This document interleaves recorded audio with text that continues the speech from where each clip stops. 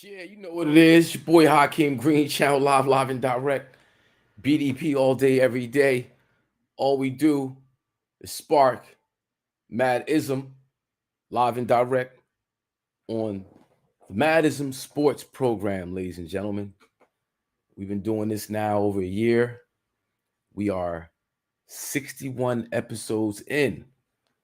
We try to, week in and week out, provide, just a different perspective on sports. A little more than what you're getting on ESPN and Fox and the other sports channels. Trying to, bring it down to a certain level. Hopefully, we do that week in and week out. It's myself, Hakeem Green, and my co-host Wesley Henderson Jr., KG from Naughty by Nature, the legendary Naughty by Nature, Get It Right, and Uncle Spliffy. All three are childhood friends of mine. We go back, as they say. And from time to time, we bring in Dr. Coach Harry L. What was that about? What up, bro? What's up, Hop? Can you hear me? Yes, sir. Hold on, Excellent. Let me turn my mic up a little bit. Wow. All right, ready to go here? Yeah, man. So as of now, it's just me and you, and I appreciate you hopping in. I send you these links kind of off the cuff. Yep. And then I appreciate your participation, helping us fill in some gaps with some jewels and gems. Yes, sir. It's been a great day of the 20 so far. Yeah. We want to get into all that. So yeah, what we're gonna do first though is how we do. I'm gonna throw up some videos so we can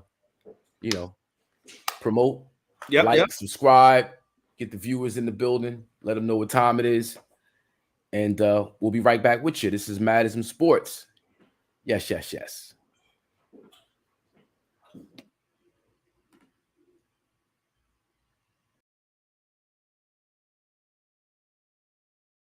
Yo, salute to my man Domingo first and foremost. But look, Media Famous, the #1 artist services and music distribution in the fucking world, you heard? If you an artist, you trying to get your music heard, I'm telling you, Big Gorilla, don't ever disrespect me and not fuck with Media Famous, you heard? Bing bang.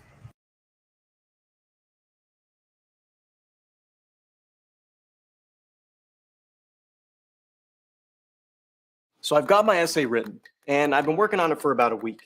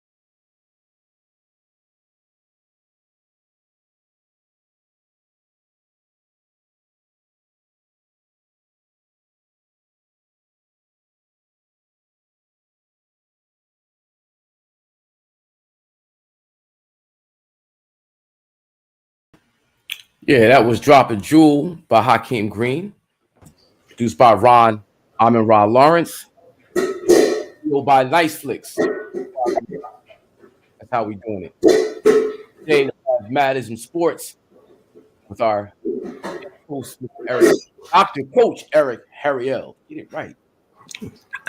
Yeah, and we gonna talk some NCAA tournament. Yes, sir, man. It's been a good day. Couple surprises. Richmond upset Iowa, which was big. Iowa, a Big Ten team. Richmond went on a run, won their tournament, got into the tournament, and they surprised Iowa today, man. The rich. Yeah, man. Yeah. But before we discuss today, and it's a shame Wes is not in the building because I want to discuss that Rutgers game, man. Yeah, that was heartbreaking last night. Oh.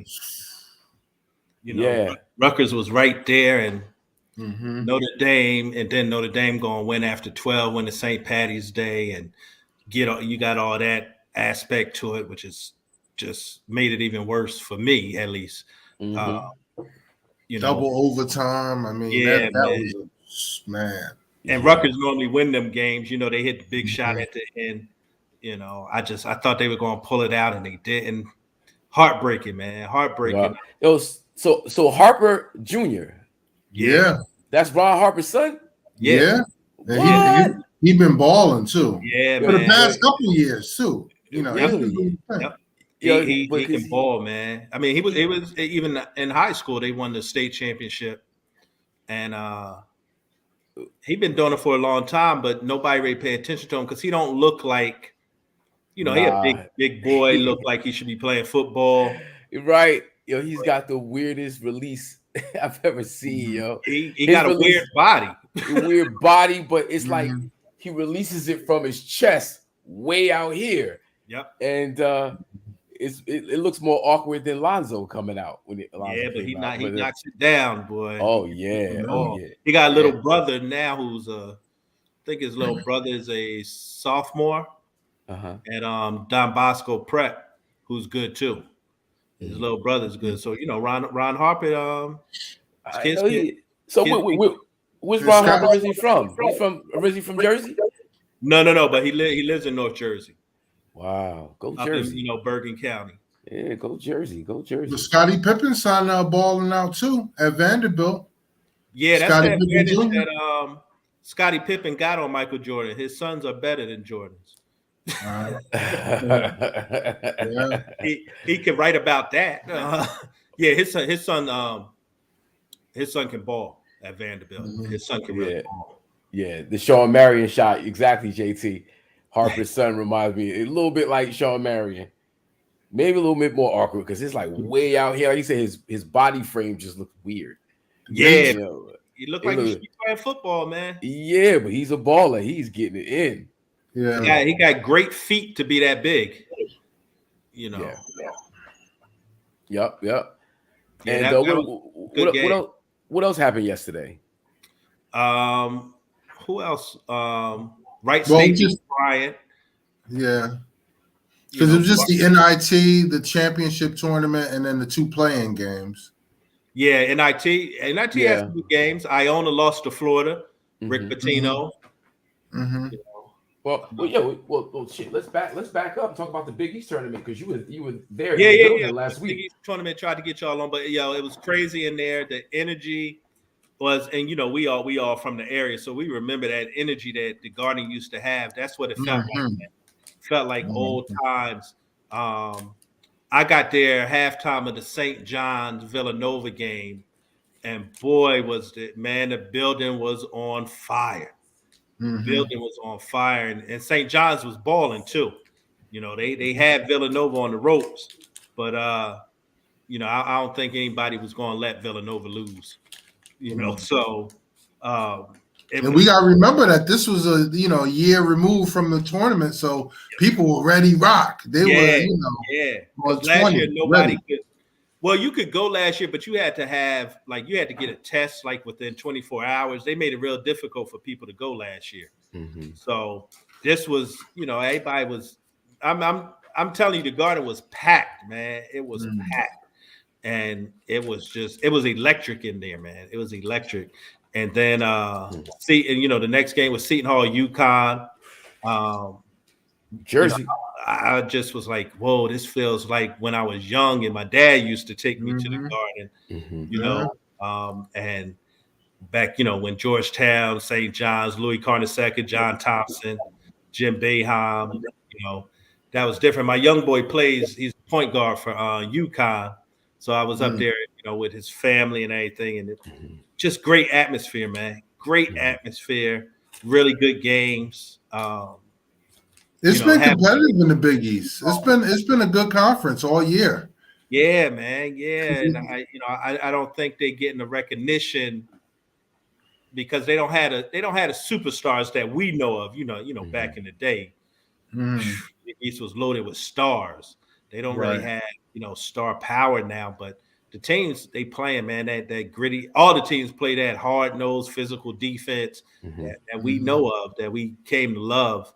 So it was good. It was good to see that, and then over in Brooklyn, you had the ACC tournament going on. Wow. I saw cats leave the St. John's Villanova game. They were heading over to Barkley for the ACC tournament, to check out Carolina. So I was like, that's got to be a great feeling.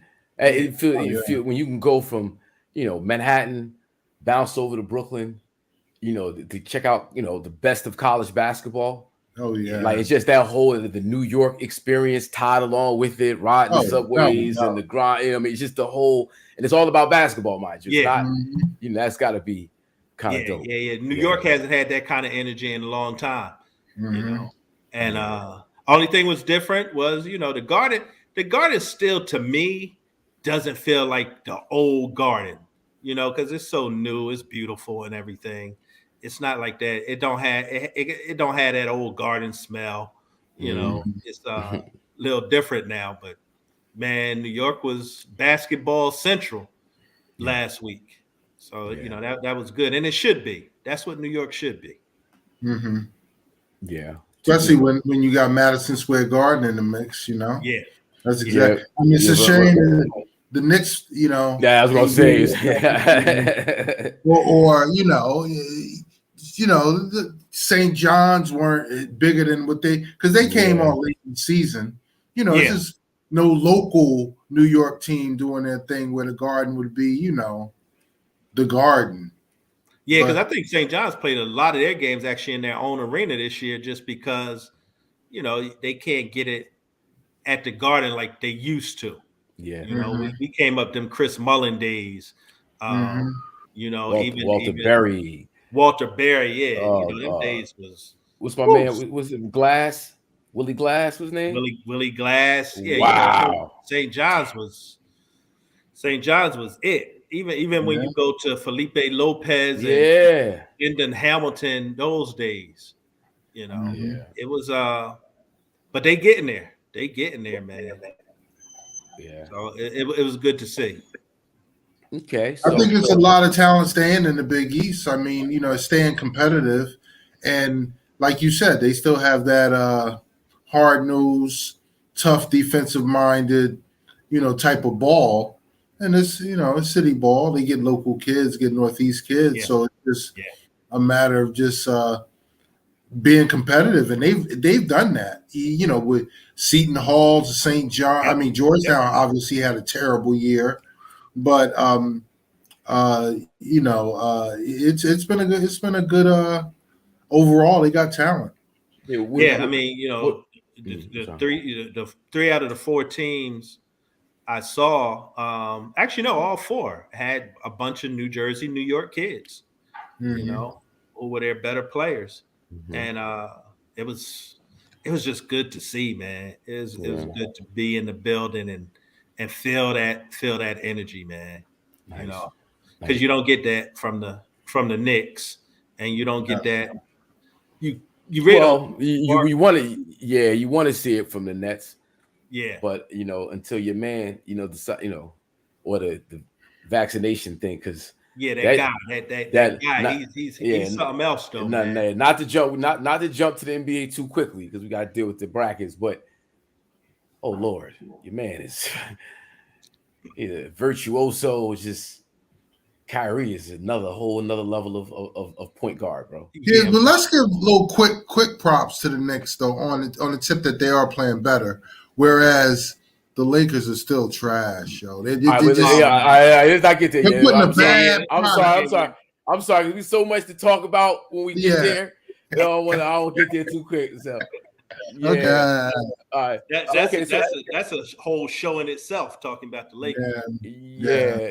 All right. So the first 4 games we have Rutgers, Notre Dame, Texas Southern versus Texas A&M, Wright State versus Bryant, Wyoming versus Indiana, and we got Notre Dame. Who else went out of those 4? I'm sorry, I missed that part. Notre Dame beat Rutgers. Wright State beat Bryant. Bryant had the leading scorer in college basketball, but that's pretty much all they had.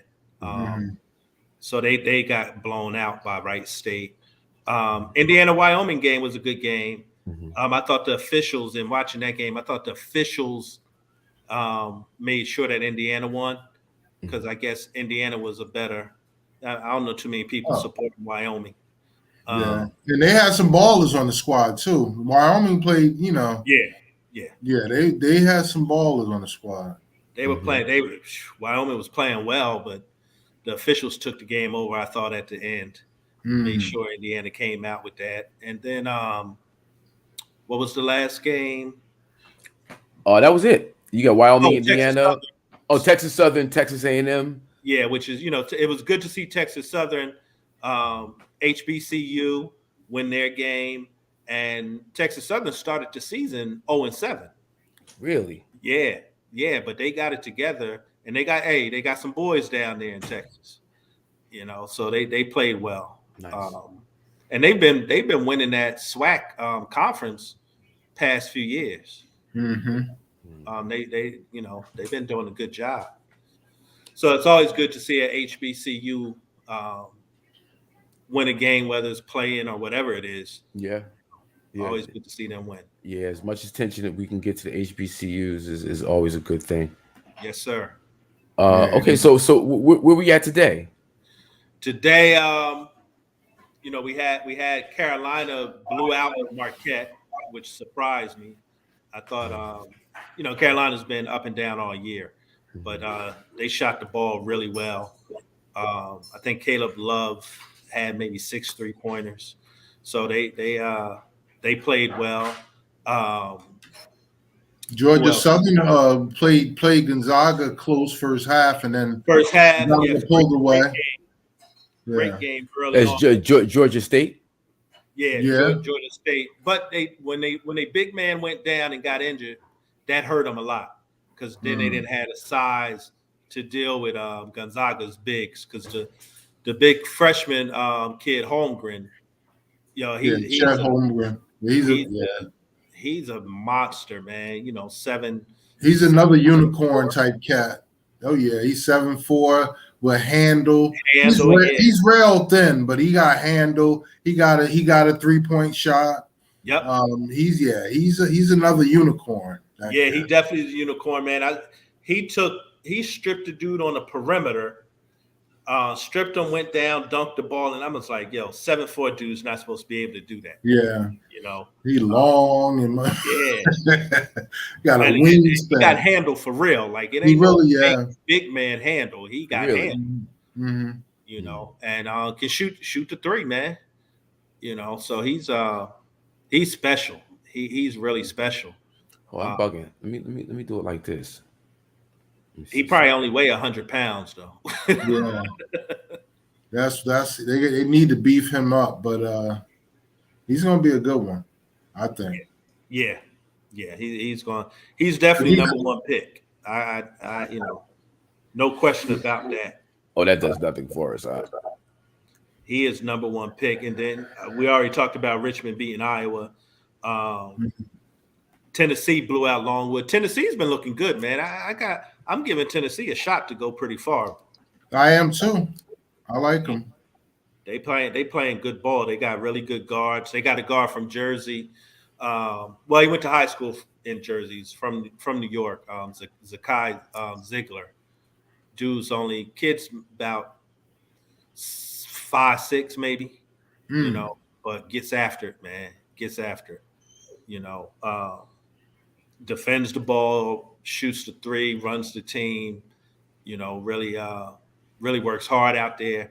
So he's and then Tennessee got the kid Kennedy Chandler, who's really good. So they've been playing well. Memphis, man, good to see Memphis is back. Yeah, but they were that was people were sleeping on him early in the year, but the team was hurt. He didn't really get his full team back till about 2 weeks ago, and they've been balling ever since. Yeah, And, you know, Imani Bates played today, which is first time he played in maybe 10 games or so, because he had left the team for a while, and he came back today. And Imani Bates is that dude. So now they got everything that they need. Wow, I didn't know that. Okay, Yeah. so they even more powered up, huh? Yeah, the only thing today, the point guard Fowler went down. Looks like a high ankle sprain. So I don't know how that's going to affect him. You know, because he had been running the show really well, and Memphis had been playing good ball. Man, Penny got it together because they had that slump because they had so many injuries, guys in and out. You know, once they got everybody back, it was good. It was good. So it's been some good games today. Yeah, that ain't it. I'm trying to find a chart, a bracket that's large enough for us to see on the screen. And it's not really working out for me. Yeah, it's not really working out. Providence beat South Dakota State. The Jackrabbits, yeah. Yeah. And that was, that could have been a closer game because they had won 30 games this year, and I want to say like 26 in a row. But Providence have been playing good ball too. Man, what I find funny about Providence, they probably the oldest team. They got a bunch of dudes who are all super seniors. 5th-year seniors, 6-year seniors. Yeah. So, you know, they got grown men. What is Richmond now? Richmond has an older team too. Yeah, Richmond has an older team too. They got a bunch of super seniors. You know, those kind of teams, man, they do well in the tournament. They got older guys who not going to get rattled, who've been around for a long time. You know, that's what you need in the tourney. Know how to play the game. Yep. Yeah. And hey, Michigan won today. Nice. So good for Jawan to get that win. Yes. And they were losing at the half too. So I'm glad they came back and won that, but they won it convincingly. So yeah. Because Colorado State, you know, people are thinking that Colorado State, Michigan was actually an upset because Colorado State was the higher seed. Yeah, Michigan was the 11th seed advancing. Always good to see them get going. The way you guys describe, these older players in the tourney, and how they represent, the relationship between college basketball and the NBA has changed over the last few years with the one and done. If you don't come out and show out your freshman year, chances are, you're not going to really get drafted, or you got to go through a whole other route. But the way I hear you guys describe what's going on in the tournament, you guys think that'll have some bearing for some guys that maybe get a look that they didn't get throughout the year? No, it won't change their NBA looks because the NBA still want the guys who are 19, 20 years old. Providence got guys 23, 24 years old, so those guys in the league are already on a second contract by that time. So that it really doesn't change much as far as the league is concerned, because what's Zion and Ja? They might be 21, 22. Yeah. And they've been in the league 3 years. Wow. Okay. So, that's where it changes. And like the kid, the young boy. I mean, look at it. The top 3 picks probably in the draft will be freshmen. Chet Holmgren is a freshman. The kid from Duke, is a freshman, and the kid From from Carroll, yeah. Auburn, he's a freshman. So that's just how Jabari. the league wants them. They want them young. Yeah. And it's a little unfortunate, unfair to those guys who do stay in school, but that's how it goes. Yeah, you don't even like let's put you through the G League. Let's get you kind of perhaps it's just like nah, probably not. Go overseas. Yeah, go overseas. Go overseas. That's how it is now. Interesting. So is it too soon to call for predictions? Who y'all got? I got some prediction. I got my final four. I thought that's what we were gonna do. So yeah, I got a little list ready, and we can go back to the Zach Pick'ems, the NCAA. I got a couple best bets and a couple top dogs. Okay. Let's hear him, Cliffy. Well, bring back out the board. Nice. Okay. And we got best bets. I'm going with 6 seeds. Bama and LSU -4. That's in the next round. My top dogs, 11 seed Virginia Tech -1. I'm sorry, +1, and 14 seed Colgate +7.5. And definitely take them with the land getting those points. But if you want to be bold and bet a money line, it pays more. And as you can see, my final four in the South region, I have Arizona, Midwest, Kansas, East region, Virginia Tech, and West, Texas Tech. Zach Spitz, NCAA. Here we go. Hey, I like your picks, and I like you did your homework there. You did your homework. That Colgate. Yeah. Speaking of veteran teams. Yeah. Mm-hmm. Virginia Tech surprised everybody winning the ACC tournament. And they got some veterans too, and they playing the right way. Right. A lot of teams going to get in this tournament, and last year it was no fans last year for the tournament. So you talking about all these younger teams with the gaudy records and maybe the lower seeds.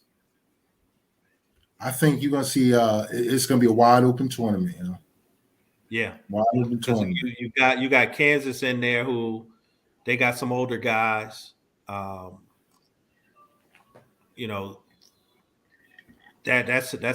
a really good pick. And that region is, I think, one of the weaker regions. So, Kansas. JT said note, and I'm interested in what he means by that. Like, what are you saying note to specifically, JT?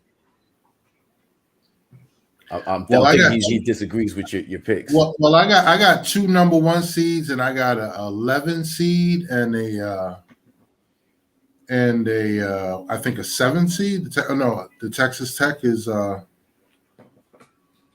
what is that? Maybe a 7 seed. So those are low seeds to go to the Final Four. But everybody picks chalk, the Gonzagas, whatever. My 1 seeds, again, like Coach said, and I agree, Kansas in a weak quadrant. I think they can get through, and I think Arizona's playing. They tough. And Arizona's playing good ball. They playing some good ball. So those are the 2 number 1 seeds I have the most faith in.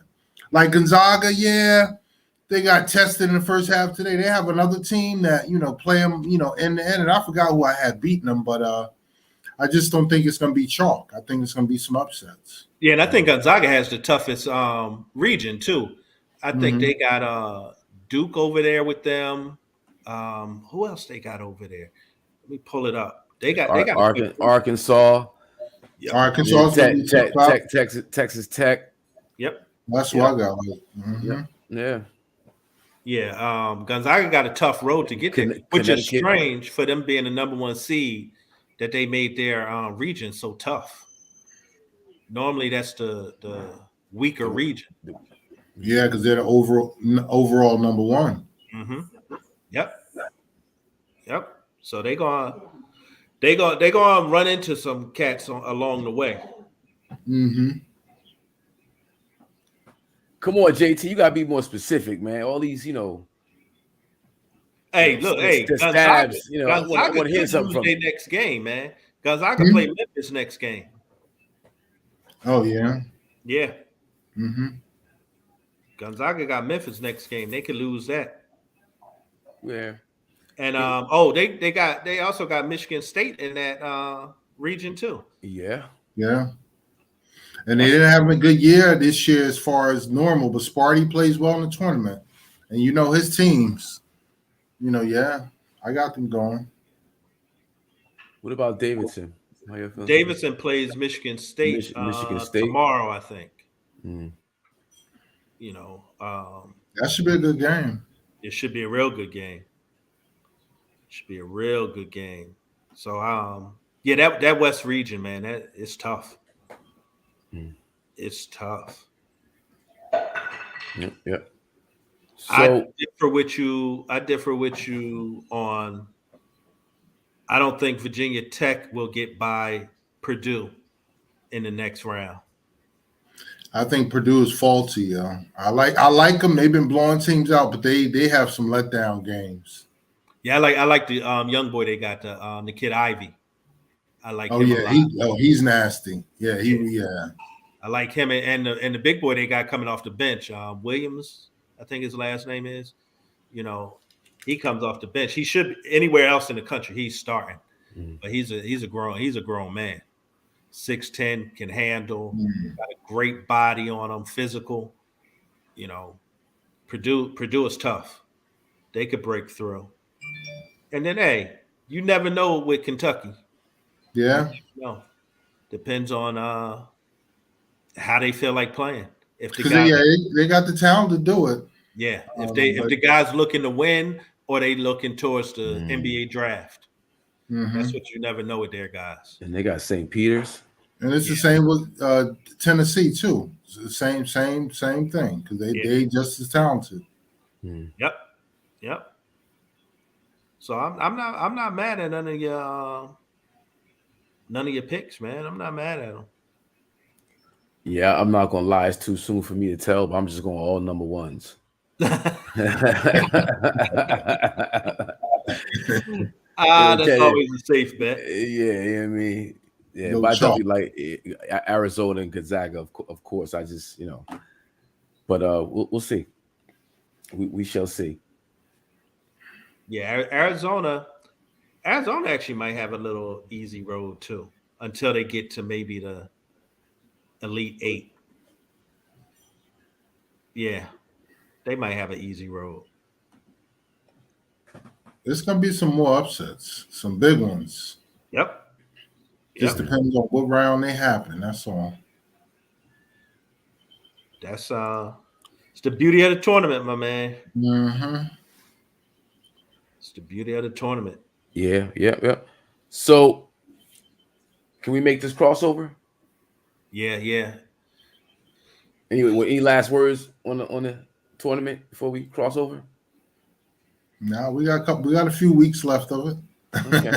All right. Cool. All right. So your man Kyrie cooking for 60 against the Orlando Magic after having 50 game before. Wow. Let's not forget that part of it. Yeah.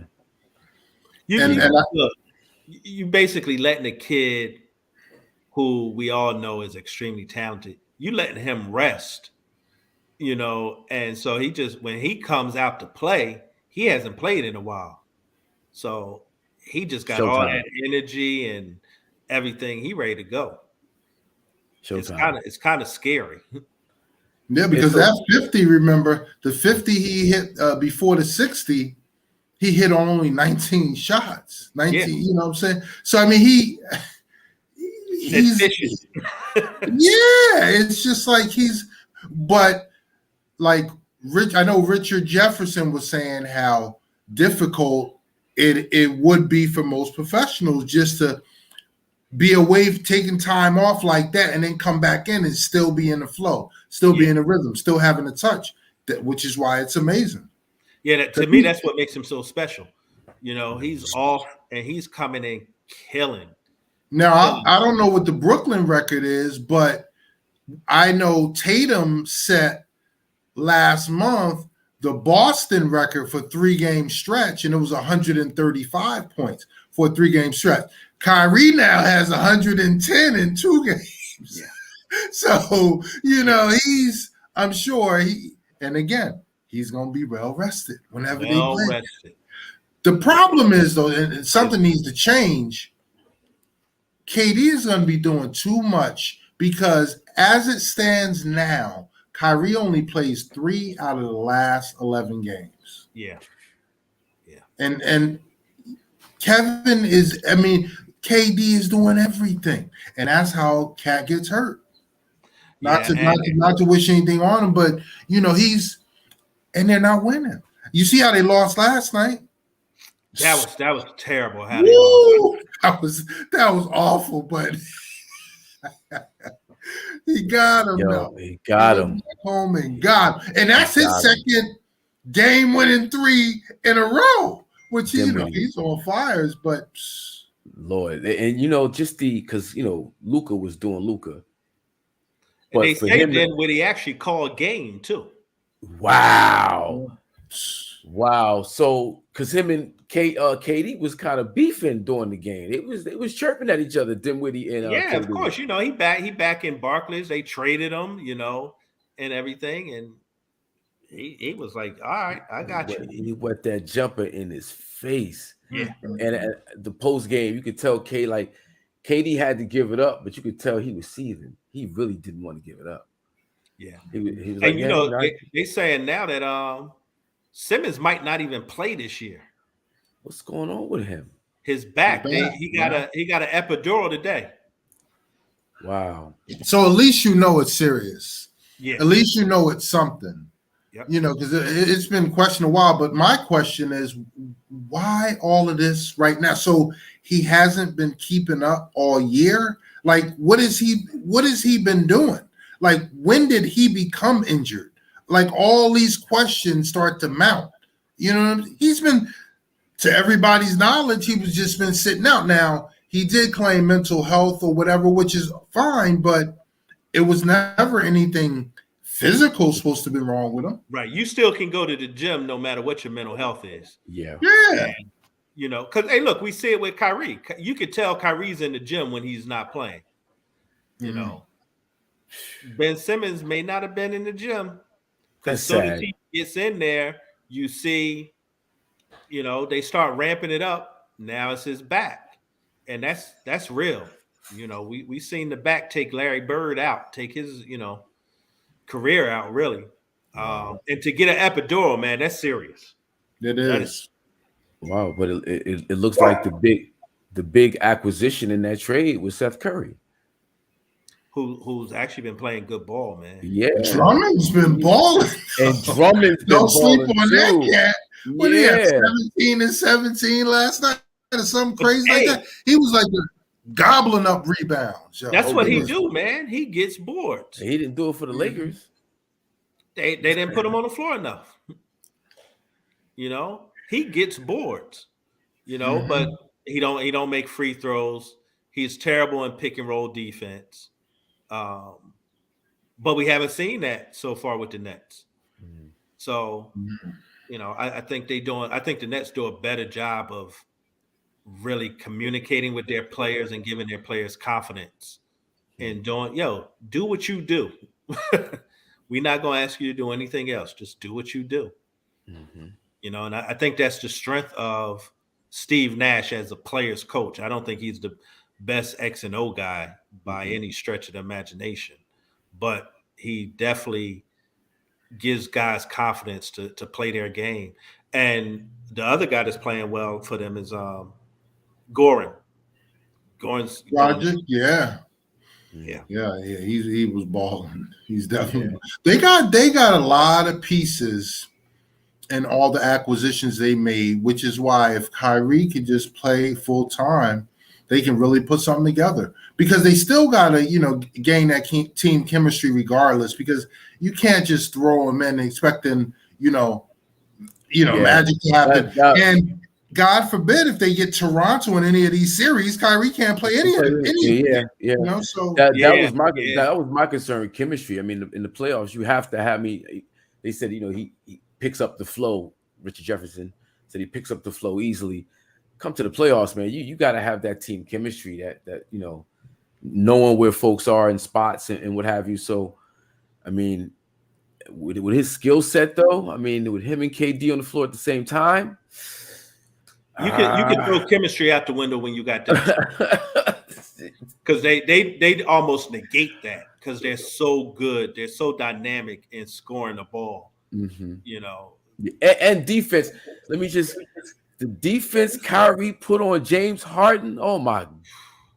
I thought he just utterly embarrassed James Harden. He embarrassed him. And they said that's what was going on in practice, which is what. Oh yeah. That to me, that validated those stories. That validated. He put the glove on this dude. Yep. He just squared up with him, got big. Full court. I haven't seen Kyrie play full court defense since high school. Man, and James was befuddled. He wanted he wanted to do what he knew he can do. You know what I'm saying? Show us. Wow. And honestly, I don't think James has been the same since that game. He hasn't played. Nah, he was putting up 40, 30 something. Yep. He saw Brooklyn, and his whole situation changed. Yeah, he hasn't been the same since that game. And maybe the strip clubs in Philly aren't what they need to be to get him back right. Well, no King of Prussia spots. Wow. He better hop over to Jersey. Yeah, that's where he really got to go. I forget that bridge that's right across that bridge. Oh. Mm-hmm.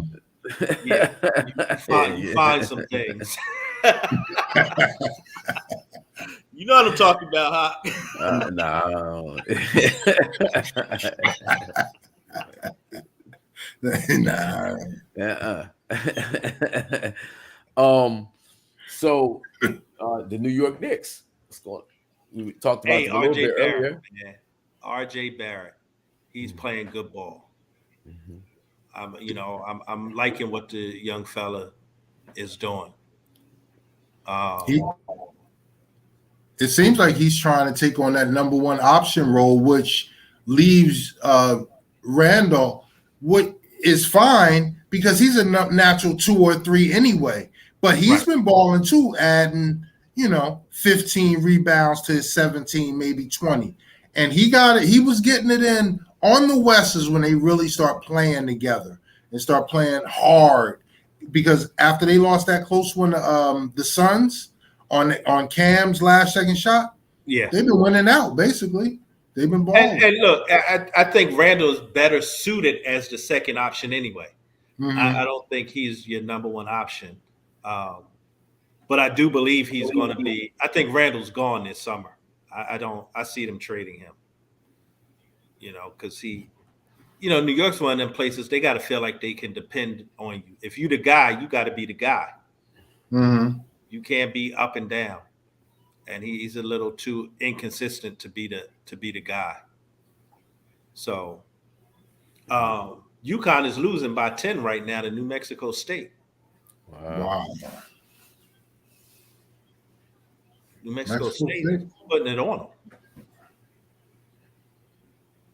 Wow. But the Knicks, it's going to be some changes, man. I think Thibodeau is done after this season. Yeah, it seems. Yeah, I think so too.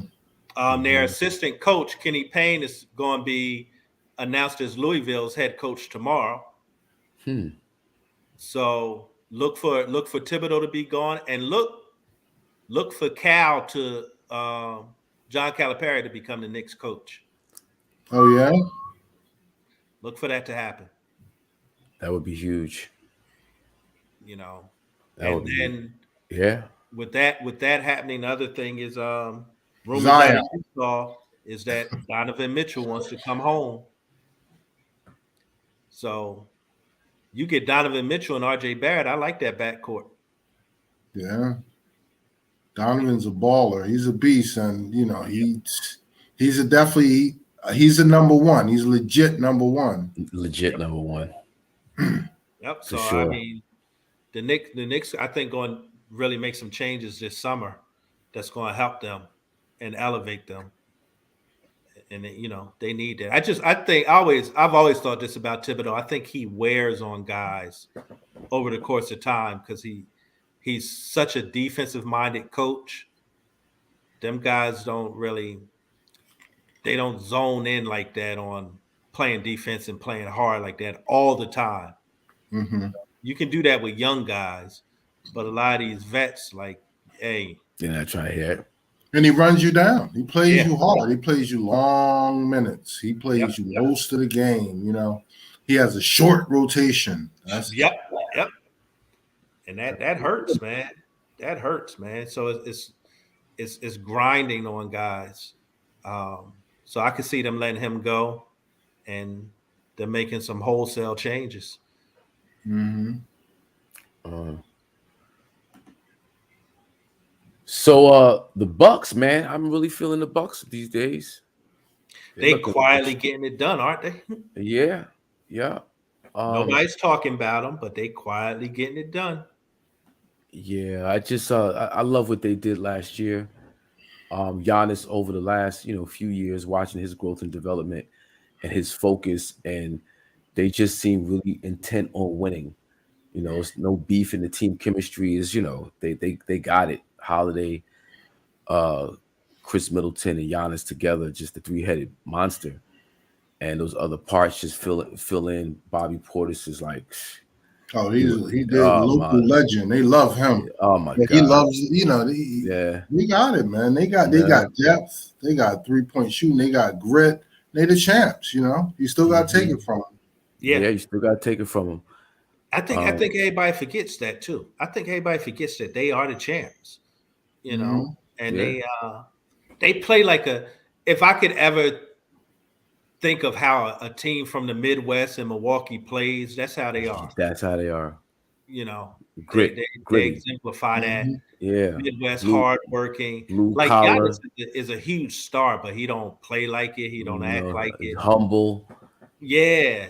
Humble, just go out there and take care of business. And it's consistent. It's the same thing every night. Mm-hmm. Yeah. It's a machine. He never cheats the game. He never cheats the game, and you can see him working on his game. You know what I'm saying? Remember that, well, most people don't, but that skinny kid, J Kid, had back, that awkward looking cat, you know what I'm talking about? Javals. Nobody know how to say that cat's name. Come on. But look at what he's grown into. He's a legitimate Greek freak, yo. And they were patient with him, and he kept working. And it don't seem like he gonna stop working either. Nah. Nah, he's focused. Yeah. He's focused. He's I know you be banging on my boy LeBron, E. I see you, son. Yo, LeBron put up that 56. Yeah, but MJ, yo, just celebrate the dude. Let the dude live. You know what I mean? Man, I am not. I am not letting LeBron live. And here's why. What LeBron did, I forget what game it was. It was over the weekend when he passed it to Melo and he went to he should have dunked the ball and he passed out. Yes, I was like, oh, okay. So, I see where Ben Simmons gets it from. He should have dunked that. And he also they didn't get a rebound and he got mad, slammed the ball down. Oh, yeah, I saw that. You don't do that to your teammates, man. You he don't grabbed embarrass his your hips and was just like yelled at Westbrook for missing a layup. Westbrook already going through it, You gotta pick him up right now. Yeah. He needs love. He needs a hug. He don't need you, acting out. right now. And look, LeBron's playing great ball, man. In order for them to win, though, he got to score 50. Mm-hmm. You know, and I just don't. Yeah. They can't sustain that. No. But it's sad because they got to make the playoffs. They can't be in the lottery because they don't have a pick. Mm-hmm. So what's the point? They got to be in the playoffs. So the comparison I was trying to make with Giannis is that there's a level of professionalism that we see from Giannis that's reminiscent of LeBron's professionalism as he like the way they approach the game. Like there was a point in LeBron's career where you could see he needed to get better. He needed to do certain things to pick. Whereas like certain other players like James Harden and the such more like Giannis is like about picking his game up.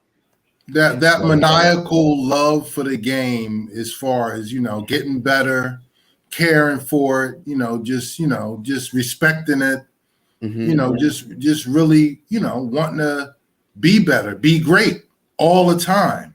Never cheat. I mean, Giannis is, he's of that. He definitely Westbrook has that in him too, but he just needs a not that getting better, but he had that like never cheating a game type mentality, which carried him through, but he never really improved his skill. He never really felt, or you felt that he didn't take that same approach to honing his skills. Hit a jump shot, for example. You know what I'm saying? I think he felt he had to because he was so effective without it. And now it's, hey, you got to be able to, because he's playing with a different team, different, guys around him. He needs to be able to shoot the ball. Yeah, I mean, but he's been like this since Houston, really. Yeah. We didn't want to say it. He was putting up triple doubles. Yeah. But he's still with high turnover rate. High turnover and those triple doubles. Couldn't shoot the three still. Yep. And those triple doubles was almost like stat stuffing because he was shooting a lot of shots to get the points. And the rebounds was one of them things. He ain't had nobody else on the team who was rebounding. So he was getting a lot of rebounds, and even going back to Giannis, the difference I think with Giannis is nothing has ever been given to him. He was never like one of them entitled high school players. He didn't play AAU, college. He was never entitled, So for him, it's all he's thankful to be in this position. He doesn't take any of it for granted. I think that's the difference with him over all these other so-called stars. So Lakers, man, it's heartbreaking. They're just terrible. Yeah. Bad product. I mean, it doesn't even. It's horrible. And it's either one or two. It's almost like they can't put together a complete game, because if they come out of the gate and they play well first half, it's just going to be a debacle in the second half. But most times they just get blown out from the gate, and then they put one good run in them in the third quarter, something to either make it close or maybe come out. You got to win, or just to lose. It's just same. It's thing. Almost like they don't want to. Sometimes it look like they don't want to be there. If you watch some of them first quarters of the game, bro, give me just. This was entirely embarrassing in so many different ways that Pat Beverly had the gall to walk over to LeBron and slap him on his ass. Yeah. But he flexed. But he flexed on him first. He flexed on him. He walked up to him, flexed, walked up, and then slaps him on the ass. Yeah. Come on, man. That's disrespectful. That's so disrespectful. Like, how do you keep yourself from not punching the dude in the neck, yo? Because you're on national TV. Bro, he came over. You slapped me on my ass hard too. Yeah. Like you bitch. Yep. Yo. Yep. After calling Russell trash. You call them trash. Yo, Russ shoots the three. Shit goes over the hoop. Big Cat is like, what the fuck? They just walking over to the sideline ducking. Yo, Cat I've never seen nothing like that in the NBA game, dude. I've never seen the way nothing. Cat was looking like, a gust of wind came in the spot. Bro. How did that? What just happened? What just happened? They be clowning Russ. Yo, Russ. They just clowning Russ. Yeah. See, I mean, what do you do? Yeah, play better. I think because we know they can't play better at this point, they should have just fought. LeBron was supposed to punch Beverly in the face. We know he can't do that, and that's not in his makeup. But that's the only way you can handle that. It's nothing else you can do because their play wasn't going to change anything. The only way you can, like, that right there, that's etched in everybody's brain. You let this dude walk up to you and slap you on your ass like you was his biatch. Yeah. You know who that would have never happened to? Michael Jordan. Kareem Abdul-Jabbar. Where's footage of Kareem Abdul-Jabbar laying Yeah, let me go. Y'all finish talking. I'm gonna find this joker right here. You wouldn't have done that to them. They would have been like, "Oh, nah, you ain't doing that." Nah, and you know what? The funny thing is, Jordan wouldn't even done it. It probably would have been Charles Oakley or somebody would have taken Beverly out. Clothesline them. Yeah, you're not getting away with that. That was bad, man. That was bad. Oh yeah. Hold on one second. Anywhere you go, that ends up you getting punched in the face. If you're in the park, the playground, anywhere, that's not. Bro, that's disrespectful. That's not supposed to happen at all. Oh yeah, when he took that elbow, he was like, "Oh, word."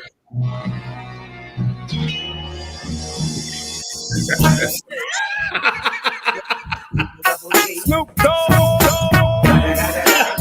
You know what?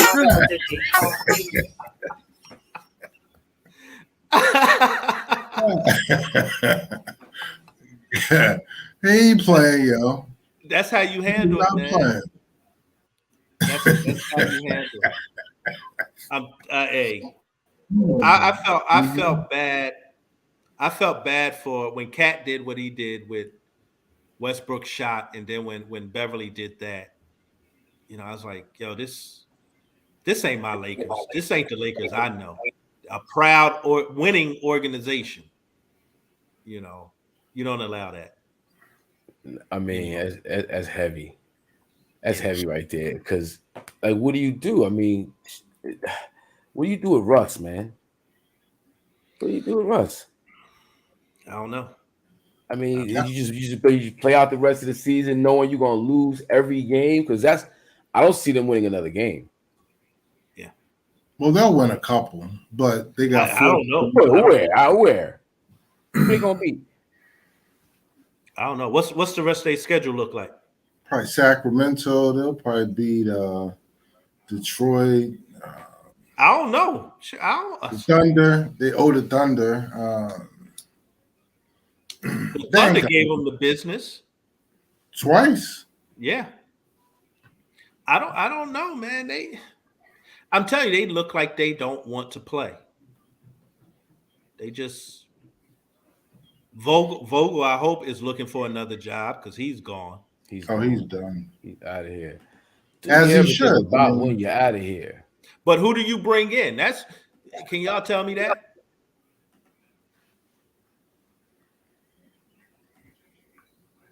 Who do the Lakers bring in as a coach now? I don't know. That's a good question. Lord.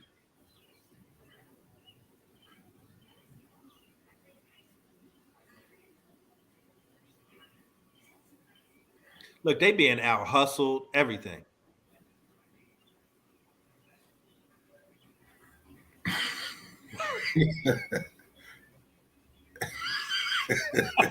And he stuck his tongue out at him, everything, man.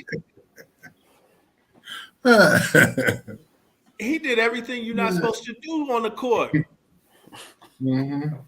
Disrespectful. Rolled up flexing on him. Come on, man. That's not supposed to go down LeBron. I think of Black Panther fight scene, and my man was like, "Yo, is this your king?" Mm-hmm. Yeah, bro. That's crazy. Do they play again? I don't know. They might.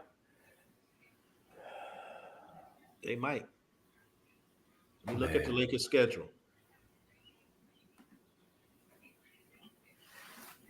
Where the Lakers at? This is crazy. This is craziness, right? I can't even believe what's. Actually, I can. To be honest with you, they're still a ninth place though. Yeah, but Pelicans are on their heels, and then I'm trying. How many games is the Blazers back? I mean, well, actually, Lakers got an easy schedule. They got well, depending on how you look at it. They got the Raptors. They got the Wizards. They should beat the Wizards. They got the Cavs, Sixers. They got the Pelicans. They should beat the Pelicans. And then you talk about a struggling Wizards team that's going to be on the ropes too, trying to get a win, scratch out a win, and a Wizards team, of ex-Lakers. Ex-Lakers, yeah, I forgot about that. I forgot about that. LeBron just put up a 50 something on them the other day. I mean, yeah. They got the Pelicans twice, actually. They got the Mavericks, the Jazz, Nuggets. I take that back. They don't have an easy schedule. The Suns, the Warriors. Well, Warriors. No Steph Curry these days. Yeah, have they said what the he sprained the ligament in his foot. So he's out a while. He's gonna be out. He's gonna be out a minute. It could be a few weeks. I don't know the exact timeline, but it's gonna be a minute. And then they got the Thunder. A couple of weeks. It's a torn ligament in the top of his foot. Oh no, he's out for a while then. Because and remember, he don't have the best sneakers in the world, so damn, he gonna be out a while. So they got the Warriors, Thunder, and they finish off with the Nuggets. So it's an Under Armour need to get their technology right. Yeah, whatever they're doing for their apparel, they need to put in their shoes because shoes not good. So you might be right, Hot. They might not win the game. They might not win the game, bro. 1, 2, they like, bro. It's sad, and it's.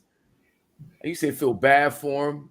It's like, yeah, because when you really look at the pieces that's on that team, they don't have any support. They playing with Stanley Johnson at center at 6'7". No wins in Mikasa. But think about it. With the projected losses that we just went through, they may fall out of the 10th spot. Yeah, and they just can't afford to do that because that sounds like a hopeful 2-9 close. Yeah, you know what I'm saying? Which could be like 1-10. Yeah. So what is playing? Because the Pelicans don't pass them by, but what is the Blazers doing behind them? You know what I'm saying? I mean, do they get caught? Do they fall out of the playoffs altogether? See, I don't think the Blazers are trying to win. I think Blazers would love to have a draft pick. So yeah, I don't know how much they trying to win. Because Blazers don't have any. Blazers shouldn't win a game with the team they got now. No, decimated. Yep. Yep. Yeah, man, it's looking bad for the Lakers, man. It's looking bad. And even LeBron's attitude during this whole time is really not good. It's not. He's playing great. He's playing great himself, but his attitude attitude towards his teammates, man, not good. Nah, it's not. But it's I don't know. Say it's understandable. It's completely understandable. Apropos. He's showing it on the court. Yeah, On the court. I mean it's detestable. It's you got you playing with a G League team. Yeah. What? Hey. Yeah, Austin Reeves is your go-to guy. What does this do to his relationship with, and has it affected his relationship with Melo? Because that's his man, and Melo hasn't been playing great. Yeah, but he's all right. He's been playing the best as far as consistency all year. Besides he's LeBron, going to be that. But I mean, I expect Melo. I think he's fully capable of doing more. I don't know. I don't know. Like I haven't seen Melo, put a team on his back for a game. He's been a great second piece. Yeah. But I don't last time I've seen him take over a game or even demand to take over the game. Like I ain't seen that Melo since the Knicks.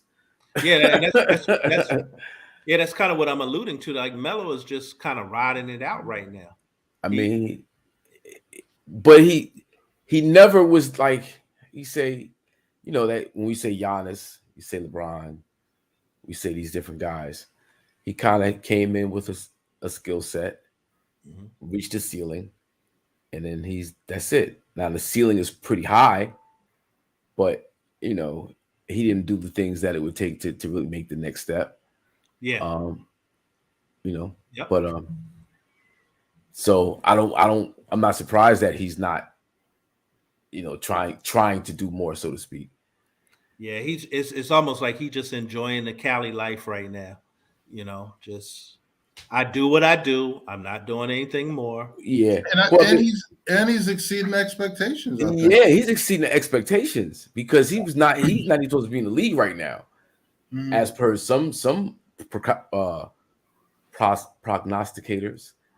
And as per this year too, because if you thought about this team, you would think LeBron 25, AD 25, Westbrook 20, and then Melo, if you got 12. 10 to 15 from Melo, he was good. He's giving you 18, 19. Yeah. So but like lately, he's been giving you 18, 19 points, 20 points. I mean, the other guy, Horton Tucker, hasn't done what he's supposed to. No, I'm disappointed in him. He's another turnover machine. Ariza hasn't given them the defense, that they thought he was going to give. Street clothes. Yeah. That's see, if it was AD stepped up, it wasn't hurt and stepped up. And if a Russ could be the dream that we envisioned, the Melo giving you 12, they say 10 to 15. Yeah, that's a great day. Yeah. But we got to depend on Austin Reeves right now. I can't even believe I just said that. Yeah. Austin Reeves is the go-to guy. My man Stanley. He on the post. He's supposed to be in the G League. He D'ing up 8, and that was crazy, bro. Like come on, man. Why we? And then what's up with Howard, man? He's just falling off the map. He's getting like no time. Yeah, he's living the LA life too, man. Yeah. So next year though, what's going on next year? I mean, is let go of Westbrook. Then what? I mean, I've seen a lot of trades they're saying that could happen. They can't just opt out of his contract. They can't just let him go. No. He would have to agree to a buyout, and he's making 44 mil next year. I think it's 47. He's not opting out of that. For who? Because it don't benefit. He not what? I'm gonna benefit the Lakers. I mean, yeah. I mean, I didn't know the terms of his deal. I didn't. Nah, he's not leaving that money on the table. He's straight. He's straight. It's great. He's scriggity straight. And to trade him to anybody, it's not a lot of teams that they can even trade him to because a lot of teams don't have want money. Man, we saw that showcased. We know what that is. Nobody want that. Yeah. Nobody wants that. Nobody. Because you got to give up a minimum of at least 3 players to even match his salary. Who's doing that? Nobody's doing that. You know, it's bad, man. Not seen what that is. Nah, I'm good. Yeah. Not if you're trying to win. Now, if you're just trying to put on a show, possibly. It's it's sad. So I don't know. You know where I can see him going. Where? Philly. Philly don't have a contract. Like they would have to give up Harris, Maxey, and Thibault. And they ain't giving up Thibault. No, and that's still. I'm bugging. I mean, that's still not enough money. Yeah, because Maxey's on a rookie contract. Yeah, I'm bugging. I'm bugging. Yeah, that ain't gonna happen. I'm wilding. I was wilding. I'm just. Oh, in fact, speaking of Philly, did you see what Paul Pierce, how he killed James Harden? Yeah, but he ain't the one to talk though. That's the thing. He killed James Harden. Yeah, but everything he said, it's like when you go down his list of accomplishments and accolades, Paul Pierce is kind of short on the short end of the stick as well. He played on some bum Celtics teams though, until KD and Ray Allen got it. And they got how many rings? Yeah, they only got one. They should have had 2 more rings easily. Right. So it's definitely you're talking about underachieving. Yeah. Like y'all underachieved. And but James Harden, since Kyrie put the clamps on him, has been like MIA. Yeah, I think he really got into his head, and because I think the next game, who got in his face? DeMarcus Cousins got in his face. I didn't see that. Yeah. They went nose to nose. Yep. Really? Yeah, and Harden, he ain't want that smoke. I mean, who does? It's Big Boogie. Boogie Cousins ain't. He was putting this in, except for Zach Randolph, because we saw how that went down. Yeah. Zach was like, nah, son. Nah. Yeah. Zach was like, yo, I do this. Zach. Yeah. I bully bullies. Yeah. I bully bullies. Yeah, man. Yeah, so Harden hasn't been the same, man. I don't know what Kyrie did something to his psyche. Yeah, he said that's why he jetted up out of Brooklyn. Said Kyrie was embarrassing him in practice. And it's like that, and I guess a bunch of other things. Yeah. James like, I'm out of town. I'm out. Peace. Ghosts. Damn. Yeah, it's pretty, man. Whew. Yeah, I thought that James and Embiid together, would would be a nice offset from each other. You know what I mean? Like, you don't have to have them on the floor all the time together, but who do you double? Who do you but since Kyrie put the clamp down, it's like their whole shit went left, and I don't. Well, Embiid is balling, man. Embiid is balling. They won in overtime the other night, and didn't they blow somebody out last night? They did win last night. Yeah, they I forget, but they won 2 straight. They just who they play after Brooklyn? Oh, they beat the Cavaliers last night. Yeah. Yeah, they beat Orlando in overtime after Brooklyn, I believe. Yeah, but you shouldn't have to go to overtime with Orlando. Yeah. True. Because Kyrie gave Orlando 60. Mm-hmm. And to have beat Cleveland is a big win, though. Yeah, that is a big win. That's a big win. But James, I don't think James put up what he had 19-20 against Cleveland. See what he had last night. He had 21 last night. He had 21, yeah. Maxey had a great game. He had 25. Yeah, but we really need to see 28, 29 points from James. 30. Yeah. You know. That's Hey, what the Sixers got some tough games too. They got the Mavericks tomorrow, so Luka going to give it to James. Luka gonna give it to James. Then they got the Raptors and then the Heat. All tough games. Yep. Everybody but they got after that they're gonna get a win. They got the Lakers. So crazy. That but that's crazy. That the Lakers are like the butt of the fucking league right now. Yeah. That's the crazy. Lakers are like the penciled in win. Yeah. It's not like they're like 5th, 6th place. They a couple games above 500. Nah. It like the ass of the league. Yeah. And dropping fast. Dropping real fast. Now when AD comes back, does he come back? Or we just say fuck it? I wouldn't bring him back. The way it looks right now. Why bring him back? For what?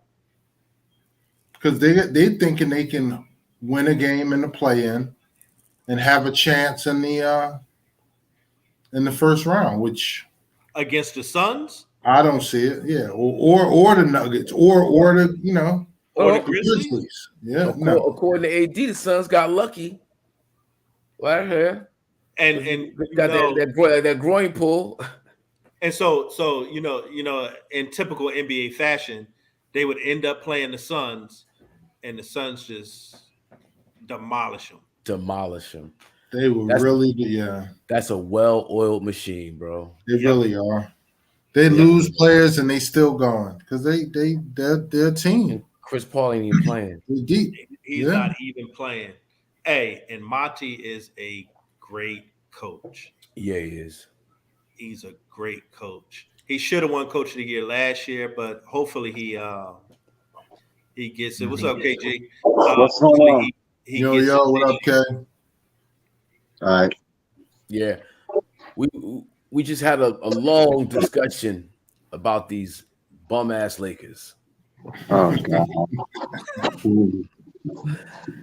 And just how horrendous it is for these guys. It's embarrassing, man. It's embarrassing. It hurts. It's excruciating to watch the Lakers. Yeah, it's bad, man. It's shameful, man. Like seriously. Like I turn it on. My son said he can't miss it because he said he watches just to laugh. Even my wife says she's like, hey, I'm not watching them. They gonna lose. She's like, you don't want to see it. It's funny. It is. It really is. It's comedy. It's comedy. Between the turnovers and the bungle plays and the air balls. And did you see your man Pat Beverly slap LeBron on the ass, K? Nah. You didn't see that? Oh, most disrespectful thing ever. I didn't even watch. Hold on 1 second, dude. You talking about? Oh yeah, right. Because I didn't even watch them play in Minnesota. I saw the score last night. I was just like, they got about 20. I was like, yo, come on, man. I'm not watching this. Yo, Pat Beverly did the most disrespectful thing you could ever do to another basketball player. Flexed on the cat, stuck his tongue out at him, and then slapped him on the ass. Like you can't do that. Now I wonder that's why Bubba Dub was like, Pat Bev, who are you? Or whatever. Now I wonder he was going off on Pat Bev today. Okay, it's the most disrespectful thing I've ever seen in an NBA game, bro.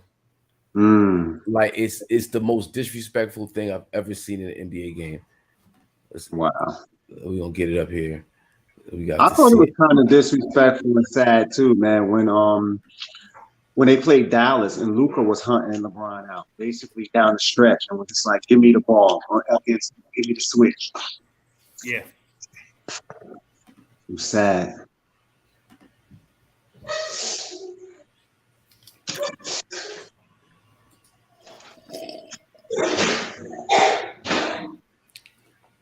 Luka calling LeBron. That's crazy.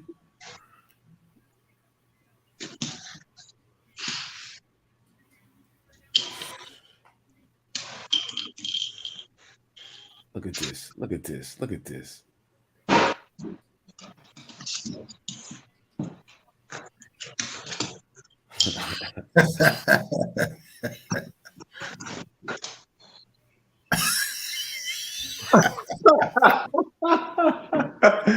Yeah, You know, LeBron wanted to choke him out. You know he did.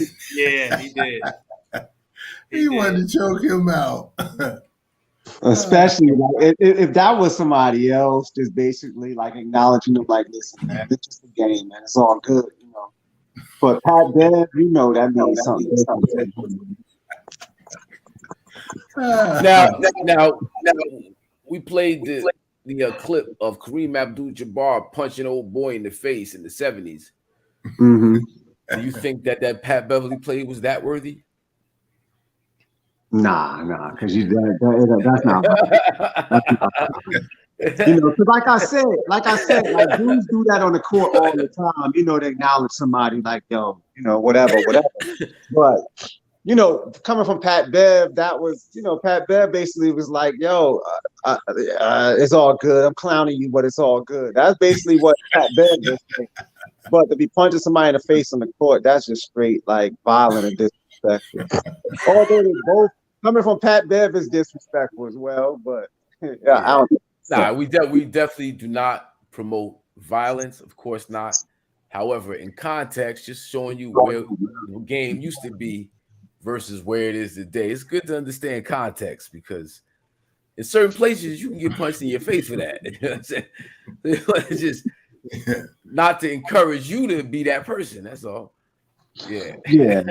I mean, you know, like if it was me too, like if I was LeBron, I mean, I'll be pissed overall, and I'll be looking at Pat Bev like, yeah, whatever, dude. But it wouldn't make it, you know, as bad as to be saying like, yo, meet me back, you know, in the back hallway after the game. You know, it wasn't that. You know, it's just, you know, Pat Bev is with the theatrics and all of the drama. That's all he is, man. He's smoking mirrors out here, yo.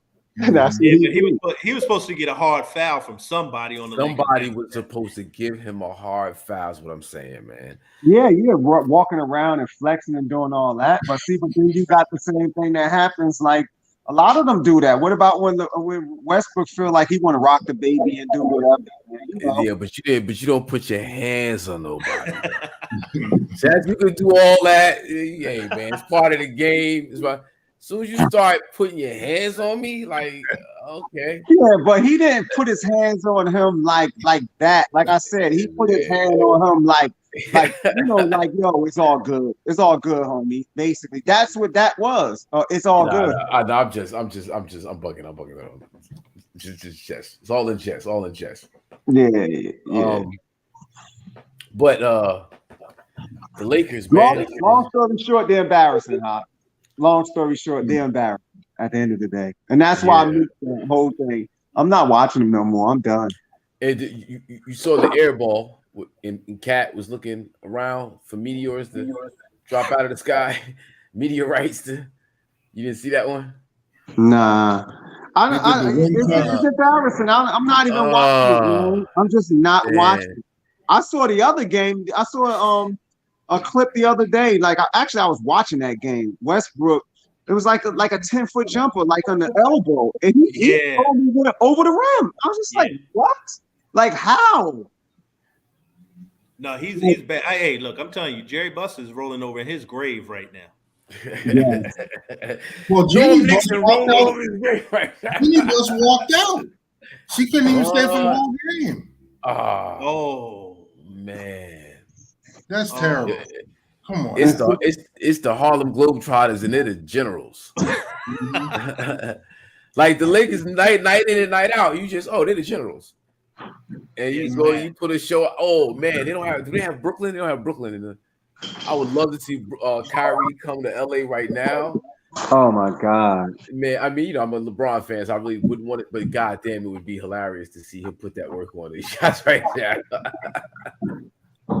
Yeah, Kyrie right now would give LA the business right now. Do y'all think they're gonna miss the play-in totally? Mm-hmm. Yeah, we went over their schedule and it's not looking good. Yeah, we got them with 2 wins. How many games is the Pelicans behind them? Is it 1.5? Oh, well, the Pelicans definitely gonna catch them, but the Pelicans are at 10. The question is the Blazers gonna catch them and knock them out? That's the question. Oh, that's right. Because 9 and 10 is still in. They still play each other. Pelicans will catch them though. Why? No doubt. They got 2 games against the Pelicans though. So I don't know. I don't see the Blazers catching them though. That's the problem.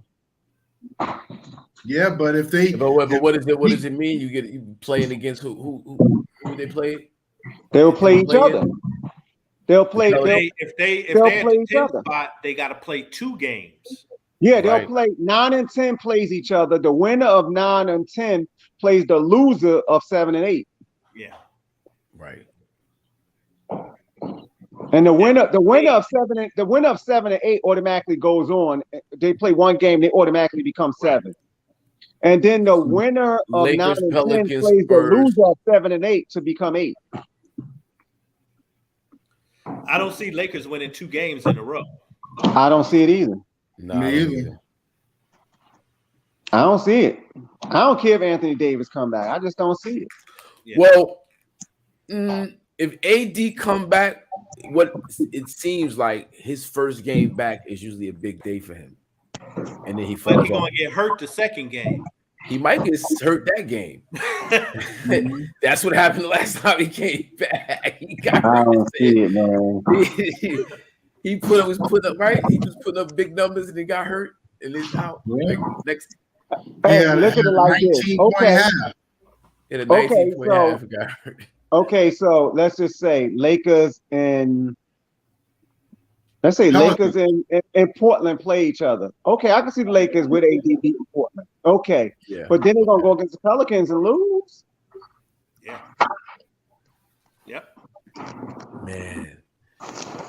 But, yo, Ingram would love to beat the Lakers, yo. They're gonna go against the Pelicans, and they're better than them. They have a better team than the Lakers. What's up with Zion?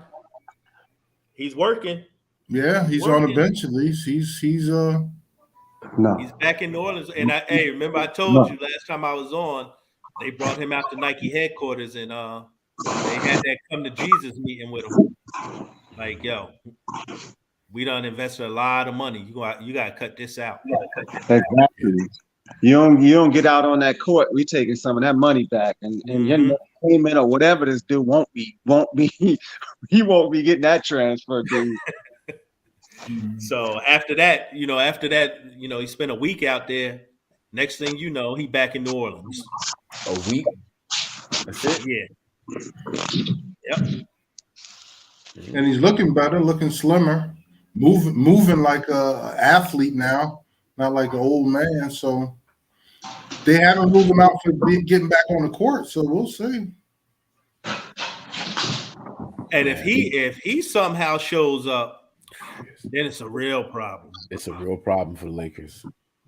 It's already a problem for the Lakers. They ain't going to. And let's say even if they find a way to make it happen, but they playing Phoenix again, they getting swept. Come on. Man. Nah. AD said they got lucky last year because he had a groin injury. And that's why Phoenix? Yeah. Come on, man. And the Lakers was up 2. Agree with that last year. The Lakers up 2-1. Yeah. But this year, Phoenix will sweep the Lakers. No doubt. Yeah. Yep. I'm just stirring the pot. Lakers are doing nothing, and I've been called that. I saw that a long time ago, but it's unfortunate. And we discussed possibilities in the future, what they could possibly do for next year, which is not really much. No. Yeah, they stuck in this situation for a minute. Because whoever say somebody does take Westbrook, they're gonna look like that GM will look like the dumbest GM ever. Yo, you said Westbrook? Mhm. That's who he is. Yo, he out there pissed too, man. They got clips of people calling him that in the stands now. He like, yo, don't disrespect my name. Yo, they really done got into his head. It's a wrap for him, yo. It's over. Yeah, Is it over? It's over. It's over. Yeah, Yeah, it's over. but he got It's 47. definitely He got, over in LA. it's not how. If he got 47 million coming to him next year and he can't get rid of him. They'll Hey, find it. I'm talking about far as him, being productive on the court. It's over, yo. Because it's just, man, I don't know, man. Like that confidence is done. It's shot. And even if he go to a like, where's he going? Like you go to purgatory. Like where you going? Wait, what is it out there right now? Who's the worst team out here right now? I mean, It's no place for him to go. the Kings. Nah, the Kings don't want him. Nah, it's no place to go because nobody can match the salary without giving up 3-4 guys. Yeah, without giving up their load. It don't make no sense. The only thing the Lakers could do is pay him half of it and just tell him to go home. And he's gonna be like, I ain't taking that. Yeah, he's not doing that. Hey, if I'm him, look, I'm playing terrible.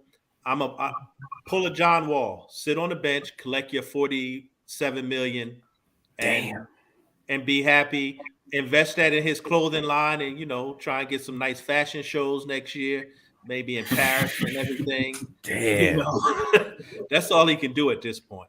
But what if you find a bad team that's just willing to continue to be bad and dump salaries and take them for half of next year? Basically just to get it off the books. Like a Pacers, somebody like that.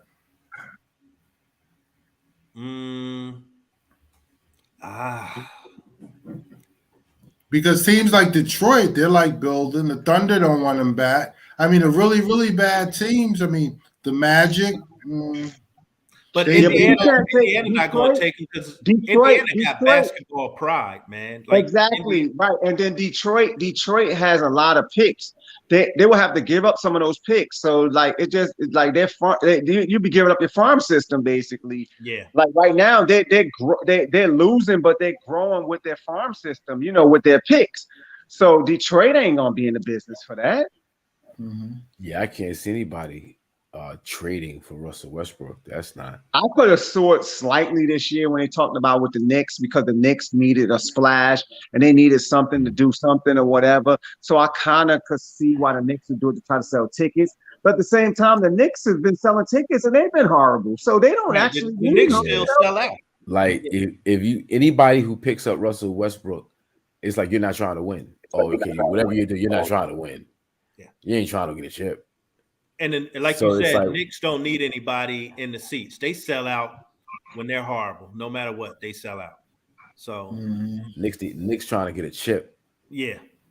I mean, and then I can't see Houston taking them back. Nope.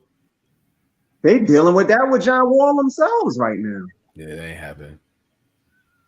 And that's the trade the Lakers should have made. They should have just gone and swapped them two and see how that would have worked out. I got to think that John Wall would have been better than Russell right now. Yeah. I mean, if you look at it and think about it, possibly, but then you got to look at it even also too. Like me personally, I was second guessing him because I was saying as bad as Westbrook has been, at least he's been playing. John Wall hasn't even been playing, so you don't know what you're getting with John Wall. Well, at least you do know what you're getting with Westbrook. He is going to play out there. He's going to play hard. He's going to be. I mean, he's turned out to be horrible, but at least he's been playing. You don't know what you were getting with John Wall. Yeah, but, right now I would take an out of shape John Wall. But I don't know because Russ is Iron Man and John Wall is injury prone. But John Wall would possibly come off the bench and probably work within your flow better than what Westbrook wants to do. Yeah. Hey, if Russ would say, "Yo, I'll come off the bench and lead that second unit," that could change a lot of things. It possibly could. I think that could help his confidence. That would help the team chemistry. But he won't do that. There's too many. Yeah, but even with that, like, I'm just looking at the way he's playing right now. Him running the second unit, and can't score and shooting the way he's shooting, man, the teams will be running him off the floor at that time. Be like, okay, time to make a run. Here come Westbrook and the troops. Time to run up out of it because they're gonna put up about 5 points in this next 7 minutes, and we're gonna put up 30. 5 points and 5 turnovers. Yo, the way he turns the ball over, I don't think I've ever seen that from a so-called superstar. The way he turns the ball over. I don't think I've ever seen this in the NBA. Well, now it's just the way he turns it and the decision making, the number of times he just gets caught without anywhere to go with the ball. I don't see it in pickup.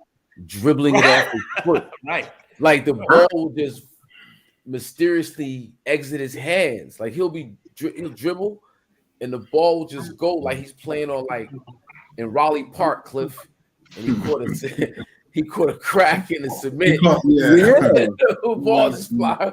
I really literally I don't see it in pickup. Like you know, like it's just crazy. Like dudes like that, you end up arguing with in pickup. Like dudes that do that. He looked like a pickup game. Russell Westbrook. Actually, the Lakers just look like a team you picked up in a pickup game. I got a bad team, though. A bad team. All right, give me him. Yeah, but you want to run this full? Yeah, but if you put him in the mindset of running that the bench squad, him leading that team, maybe you put him in a different mindset and you get him playing the way he downhill, just in spurts. No, because that's his problem now. That's his problem now. He's going downhill and he's going too fast. And he's out of control, man. But he's not running downhill. He's tumbling downhill. Right. It's just not good right now. Not good.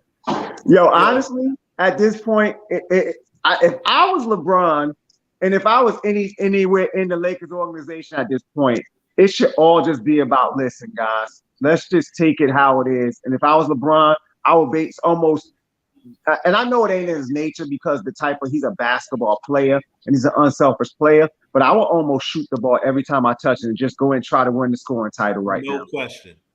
That's what I would just be focused on at this point. I'm going to put up 40 a night, bottom line, and I'm going to just go try to win the scoring title and let the chips fall where it may at that point because it is what it is at this point. Yeah. Get yours off the boards, fellas, because I thought that's what he was doing. Yeah. He kind of is, but not really. But I would make it because he's still LeBron James and he's thinking about passing and I don't know. Looking for Austin Reeves, man. Like that should never happen.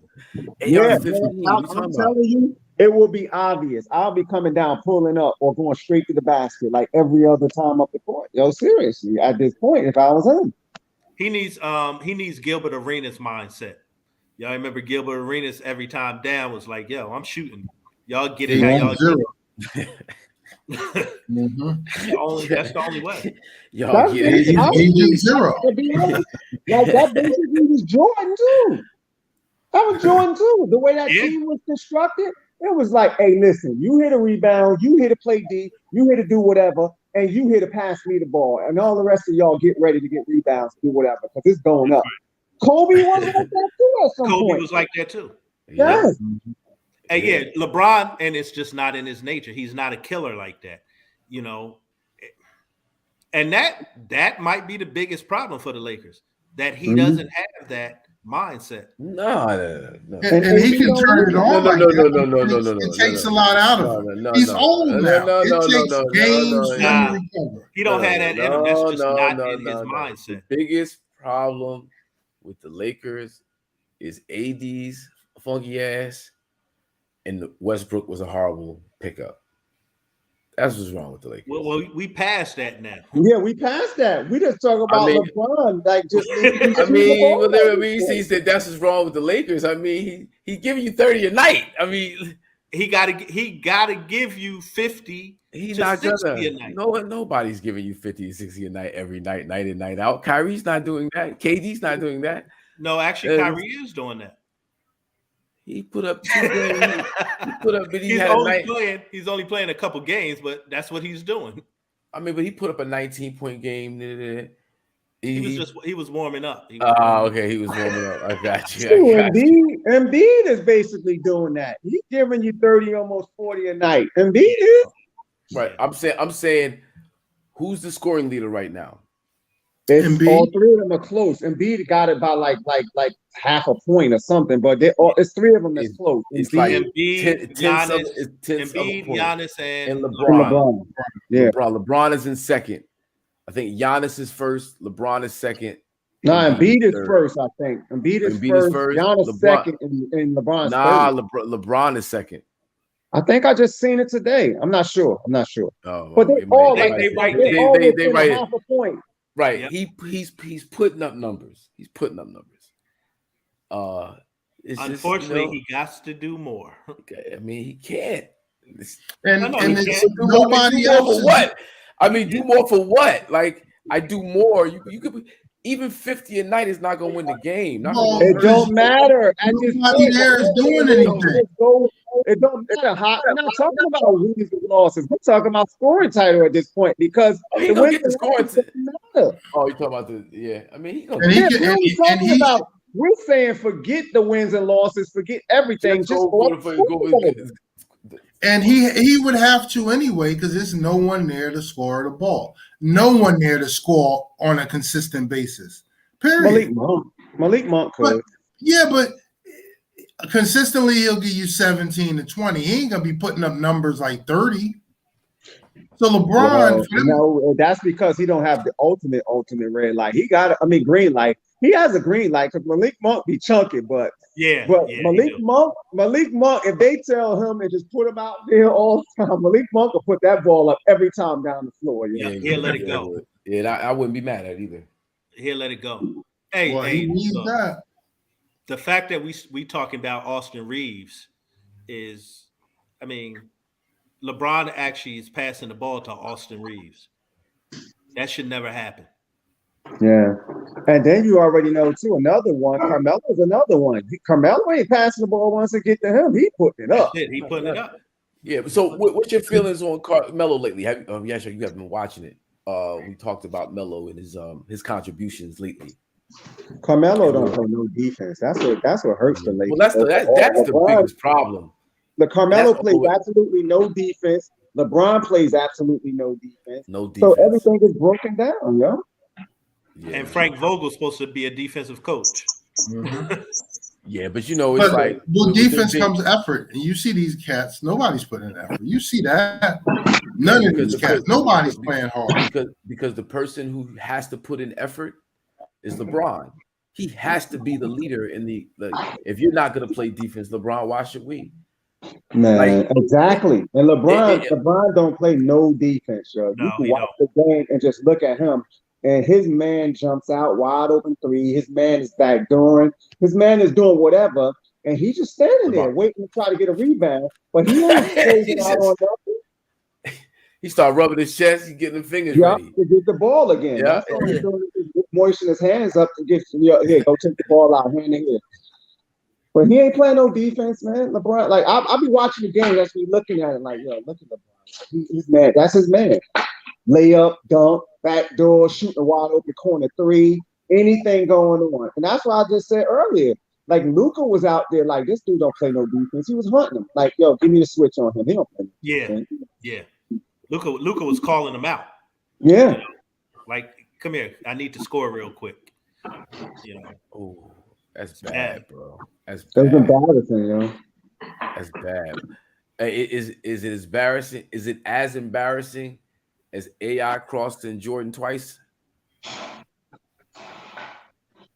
No. Well, the thing is, it's just because it was them two. It was AI, and it was against the GOAT, which is Jordan. But I mean, at the end of the day, like Jordan actually recovered on the whole thing. If you think about it, if AI would have pulled the first time up, he probably would have been wide open. But he said, "Here, come here. I'm gonna give it to you again." And he crossed him again. And by the time he pulled the jumper, even though he didn't make it, Jordan's hand was up there. So it's not like he fell or he left him. But it's AI against Jordan. And I mean, hey, listen, You can't be embarrassed by it. Hey, I did that to No. everybody, man. Oh no, you can't be embarrassed by it. I mean, Eric Gordon actually got LeBron in the game. You know, them twisting in circles. Yeah. Oh my God, it was crazy. What game was that? It was yeah, like I forgot about the Eric Houston Gordon. game, yeah. Oh my, Yeah, it he was had to Houston, spin it right? around. Yeah. Like, oh Lord, man, But it's that like shows you right there, even with that play, LeBron don't play no defense. LeBron wasn't even trying to stick him, really.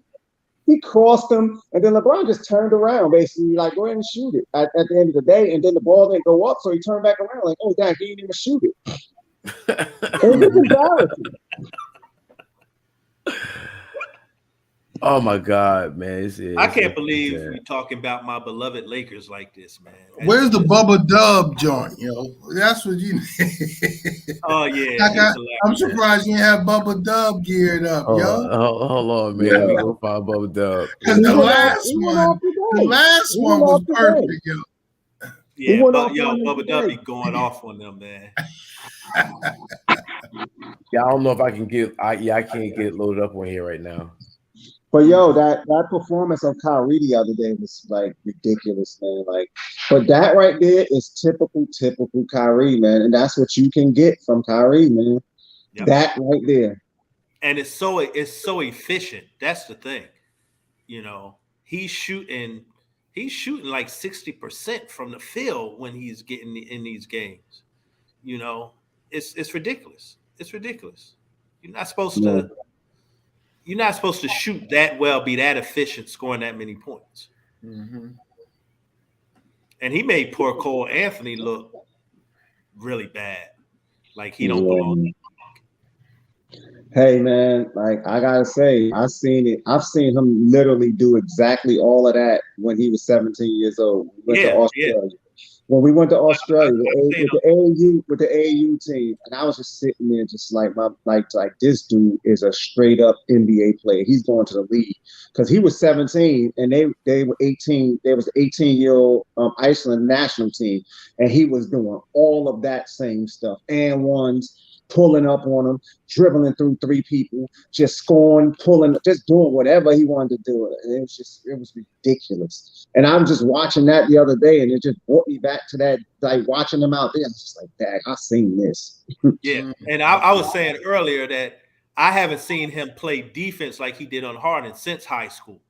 Right. And because people always think he can't play D. No, he can play D. Yeah. And when he do, you see what happens. When he wants to. Yeah. And he wanted to make that statement, and he did. He locked Harden down, put the clamps on him. Yep. Yeah. Man, I just hope this mayor does something. Well, I think the mayor's going to have to do something now because they're saying that the Yankees with the baseball have a bunch of guys that can't play. But that's true. The difference is that they play outside, but still, the rule is a rule. Yeah, it doesn't matter that they play outside. The rule is the rule, and baseball is a little different. You can't be. It's a bunch of guys in baseball they say haven't been vaccinated. Yeah, and one of them notably is Aaron Judge, just by the way he was talking.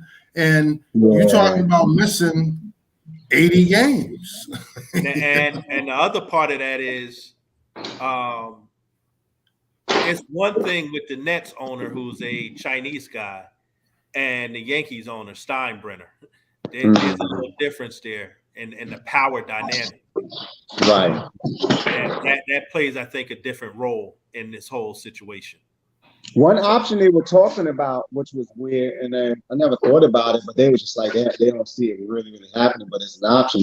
They were saying that the Nets can try to wiggle around it by playing down at the Prudential Center in Newark, or even back out in Jersey at IZM, the old IZM. They were just like, yo, and then that way Kyrie can play. If they play their home games there, then Kyrie can play. I would do that. But they were saying that the NBA or whatever wouldn't allow it or whatever, or the owner wouldn't, because the owner, wants to sell popcorn and wants to sell concession. But Hey, listen, I don't know. I mean, I guess at the end of the day, that'll show you that the owner's more into making his money than winning the championship. He's like, I don't care if Kyrie's on the court or not. Like, come buy these hot dogs for $8. Yeah. And then they were saying at one point that the owner could just pay a fine every time Kyrie played as well. Yeah, you can. And the fine is actually, I think, like $5,000 or something. Yeah, I think it was $5,000 or $6,000. Yeah. Yeah, look, he paid more than that with him just going in the locker room. Exactly. Pay the fine, man. So he would be able to do that now? Yeah, he could have been did that. They were saying that he could have been did that. Yep, because I think it literally maxes out at like $5,000 or $6,000. Yeah, a game. Yep. Yeah. I don't know why they wouldn't do that then. And because look, if the Nets end up in the playoffs having to play Toronto, Kyrie don't play at all. And as of now, that's who they would be playing. He don't even play in that series at all, and that could be dangerous, yo. Very, very. Mm-hmm. So, yeah, I pay the. In fact, if I'm Kyrie, I just pay the $5,000. Exactly. Why don't Kyrie just play it himself? Like, I don't know, man. I don't get. But I think that part of it too is I think that the owner and the NBA probably is telling them, listen, man, you're not going to backdoor us like that and go that route because you're going against us and the system. And the owners, we all together at the end of the day. So if we're going to stand together on a rule, we need to stand together. You can't just backdoor us like that by just saying I'm gonna go pay some fine or whatever.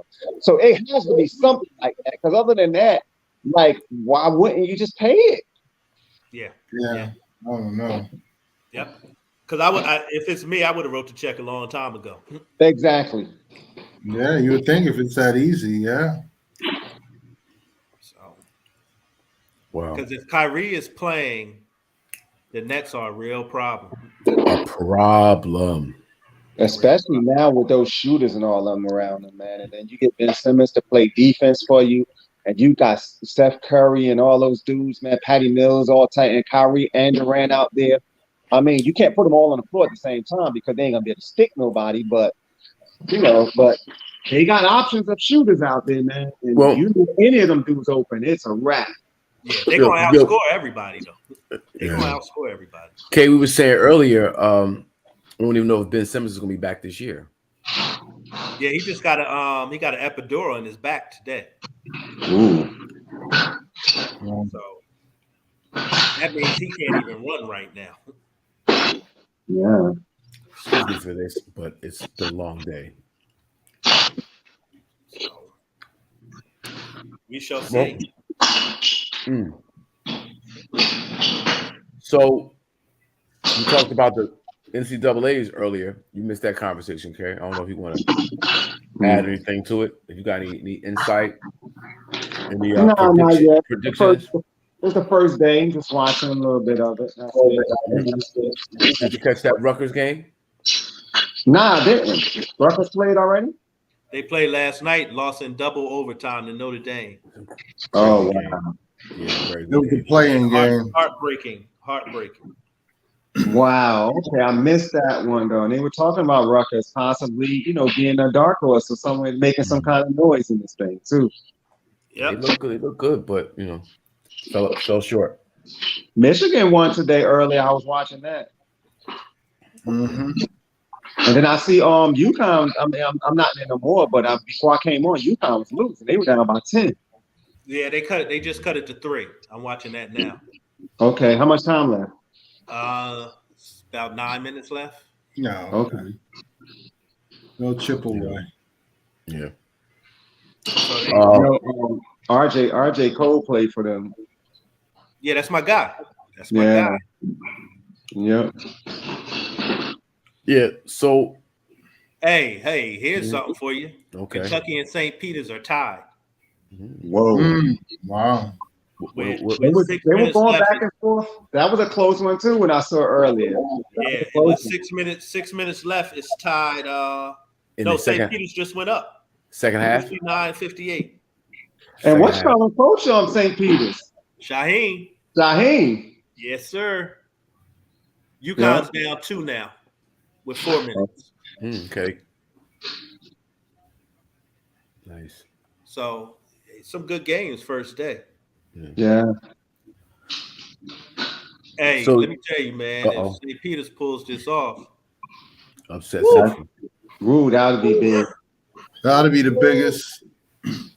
biggest first day upset. I don't know about Maybe that, but I mean that's big for Jersey. that's huge for Jersey. Well, what's St. Peter's? They're what, a 14 seed? Yeah, I think so. 15. It might be 15. 15. I think they're 15 in Kentucky's too. Yeah. Yeah, it's 15 too. Yeah, I can guarantee Calipari leave if Kentucky lose. He's gonna be like, y'all, I'm out. I'm not doing this no more. I ain't dealing with these kids. Yeah. They can't be the 15 seed. Crazy. Yo, what do y'all think about that Leah Thomas? Y'all been following that? The swimmer? Oh, the swimmer? Yeah, because she won the 500-meter freestyle today. And she won today. Yeah. I know they were talking transgender. About the transgender. I knew that. I saw, and I knew that the race was going on today. I didn't know what happened, so she won. Yeah, so she won. Yeah. Oh wow. But she's supposed to win, isn't she? Exactly. That's what I'm thinking. Like, isn't she supposed? I mean, isn't he supposed to win? I'm not sure if she's supposed to win, but I mean, I'm not surprised if she does because his mama named him Clay. I'm gonna call him Clay. Well, I mean, it's a little bit different. His mama called Clay. I'm gonna call him Clay because it's not really a contact sport, so I'll take that a little bit different. But still, it's like wingspan, body length, arm, like everything is just. It's not to mention you competed as a man for Penn, UPenn, and was mediocre earlier in the career. So I mean, it's a lot of questions, Joe. If somebody commits a crime and they leave a hair, and we go check the DNA in that hair, it's gonna say male or female. That's all I can go with. All this other stuff, hey, I'm not an expert. I'm not saying I'm an expert. I'm just saying it's unfair to natural-born women. It's unfair. It is.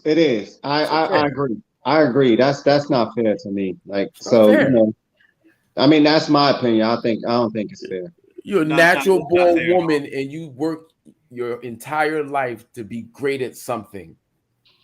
For somebody to go.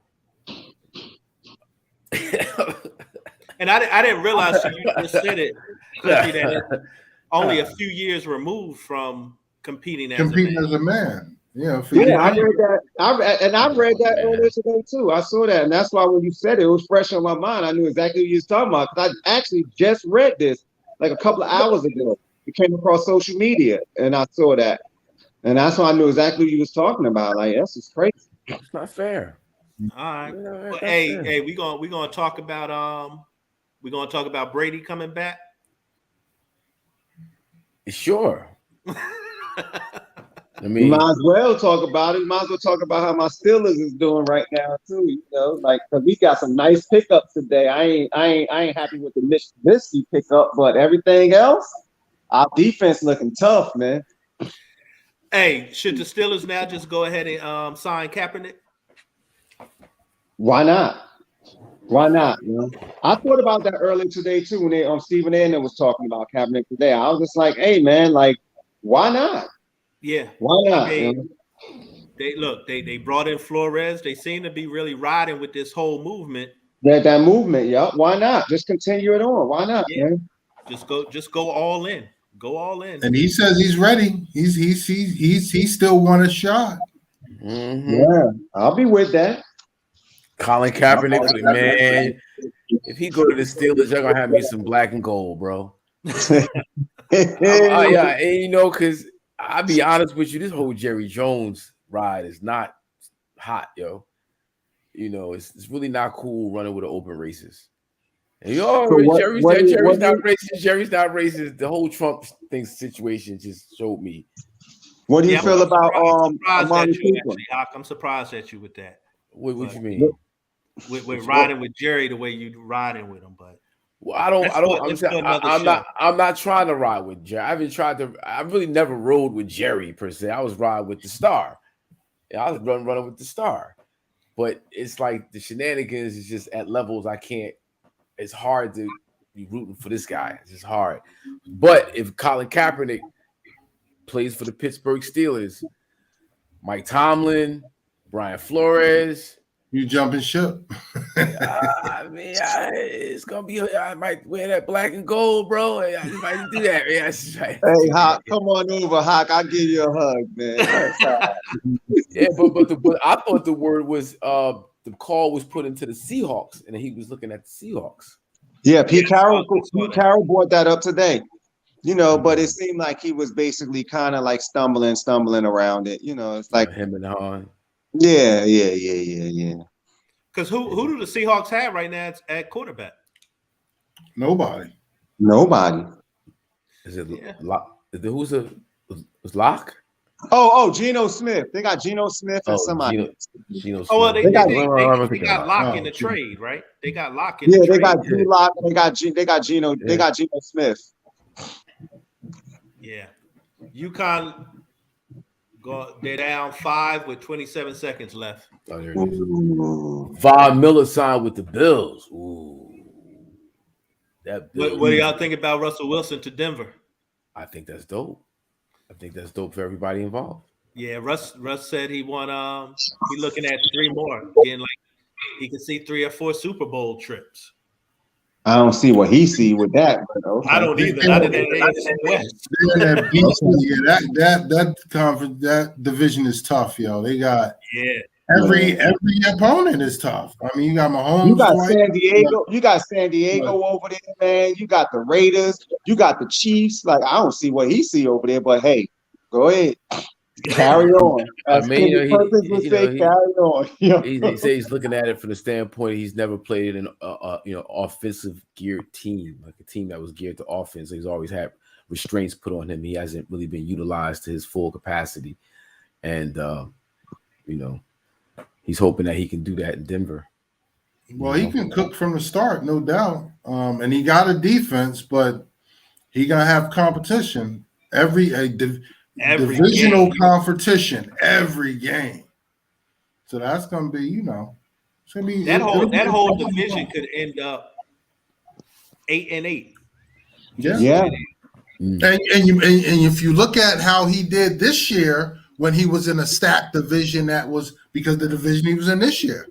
You had Arizona like we did this year. That's how we were this year. It was Pittsburgh. We made the playoffs. You had Baltimore right in the mix. The Cleveland Browns made the playoffs. Cincinnati Bengals went to the Super Bowl. So I mean, that's how their division is going to be too.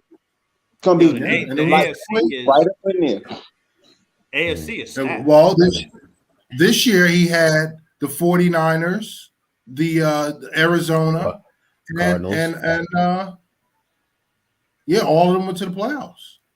Yeah. And the Rams won the Super Bowl. All from his division.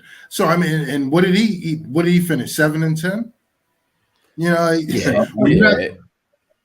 That constant divisional pressure, it's but the Seahawks is not the Seahawks of 5-6 years ago. True. Defense, let go a lot of players over the last few years. They're not the same team, but rushing game is different. They've gone through some things. So but he's still steady, true. Year in, year out, Russell Wilson steps up. Yeah, well, he better get ready for Denver because it's freezing out there. Sure is. Mm-hmm. It gets cold in Seattle, right? Okay, yeah, it's not as super cold as Denver. It's rainy in Seattle, but it ain't super cold. It's and snow. You got cold and snow in so you need to get ready for that. You need to get ready for that mile high too. Oh yeah. Yep, the breathing is completely different. Mile high. Yeah. So you was asking about Amari Cooper. Yeah, I was asking what you thought about it, how you felt about them trading him to Cleveland. I'm indifferent. I don't know, what the impact is. I know he helped Dak, excel over the years, but he's also been MIA and at times. He hasn't been the most dependable in the whole thing with the vaccine, him not getting the vaccine. Like, it's a lot of variables that play into it. They sent him to Cleveland, which I think is bad. I don't think he wants to be in Cleveland. Yeah, I don't think anybody wants to be in Cleveland right now. Right. Well, you see Baker requested a trade, demanded a trade today. And then they got rid of Jarvis Landry. Yeah, and they got rid of Jarvis? Yeah. They released him. They released him. Oh, I missed that. Yeah, and I don't know what Cleveland doing. Like, that don't make sense. Though. Wow. And then you see that Randy Gregory at left y'all too. Yeah. And apparently he flipped flop on us too. Basically, he was signing a contract and then signed the same contract with Denver. Yeah. Wait, I thought that was Lawrence. No, Lawrence got his money. He signed Lawrence. He signed Lawrence and the Randy Gregory flip. Yeah. Yeah. Man. I know one thing. The AFC is tough. I don't know who coming out of there. That is tough. It's gonna be tough. Bills. The Bills are tough. Chiefs. The Bills getting their defense even tougher than what they were last year. Mm-hmm. So they already got an offense. So now they need Von Miller just signed them to the Bills. The Bills gonna be tough. They're gonna be tough. Yeah. Yeah, and the Bills got the easiest division too. Yep. You still got to worry about New England because Belichick pulls off some things, but that's it. Yeah, that's it. Everybody else is like you said, like you talking about the AFC West, AFC North, all of we're gonna be fighting each other over there. Why them dudes like Buffalo only got, like you said, have to deal with the Patriots over there, and they can skate through that. If the Patriots, slip and do whatever, slip and fall a couple of games, Buffalo basically got that. Yep. So what Tampa Bay looking like? Well, Brady's back. They still got to sign. They got guards to sign and tight ends to sign because they have neither. But and who's going to want to come back and play with Brady?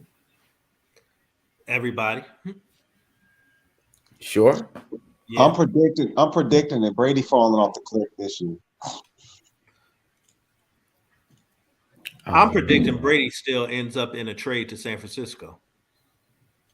Mm-hmm. And that's where he ends his career. Interesting. Wow. I don't think he wants to be in Tampa Bay. He just came back because he couldn't maneuver it no other way. Because you heard Bruce Arians saying that would be bad business. Yep. Because I don't think he wants to retire, but I don't think he wants to be in Tampa Bay either. Yeah, because he definitely want to go where it's stacking. His odds are a lot higher. His odds ain't high in Tampa right now. I just don't know. UConn lost. Damn, my man RJ gonna be devastated. New Mexico State. Yeah, because Tom Brady grew up as a 49ers fan. Yeah, right. But I heard that he tried to go there twice and they gave him the stiff arm. Well, yeah, that's where that story comes from. He was like, "You still gonna ride with that guy?" When he was talking about Garoppolo. Mm-hmm. Yeah. So that's crazy. And Brady ain't gonna play if they don't have the offensive line he needs. He can make receivers better than they are, but he needs that offensive line. He needs his protection. Sure. Yeah, for sure. You rough him up, you get him off his spot, you got him. He ain't mobile. But he also needs a tight end because he needs that security blanket, and he also needs a slot person because he got to throw the ball quick. He don't like to hold on to the ball. So if you don't have that, okay, here we go. Yep. They re-signed Godwin, so that's a good look. How's he coming off an injury? He just got to get it's ACL, but he should be back. He just got to get Gronk back. No, he don't necessarily. He got Cameron Brayton, all those dudes still there as a tight end, so he's cool even on tight end. I mean, it depends. I mean, don't they still have Scotty Miller and all those little guys? He just if he can get, well, he could use Godwin in the slot though, and use Mike Evans on the outside. So I mean, that can work for him. Yeah. Because obviously you see that he didn't make his decision to come back until after they signed Godwin. As soon as I was just like, okay, they signed Godwin, now he's coming back. That makes sense. Because other than that, he'd have been looking at his weapons and been like, nah, I'm not doing that. Yeah, he was like, I'm cool on that. Yeah. Wow. So yeah, we'll see. They gotta have that offensive line intact. Yeah. Brittany Griner. Oh yeah, I've been meaning to bring that up. You know, now they're detaining her until the 19th at minimum, which puts her basically locked up for over a month. Jeez. Mm. And they said that punishment there can carry up to 10 years. 10 years. But the crazy thing about it is you can go without going to court for up to 3 years. Oh, Jeez. She's hemmed up, yo. Well, no, I mean, so May 19th is when they're gonna release her, or that's when she has her day. That's when she has her day in court. That's when possibly she could get released. Possibly, yeah. Possibly. I've been man, listen, yo. The U.S. better go over there on May 18th and be there May 19th early in the morning and get up out of there. They better, because but how do you do that? man, they gotta release Putin's yachts or something to get her out of jail. I mean, that's the only thing. They got to make it's got to be a trade.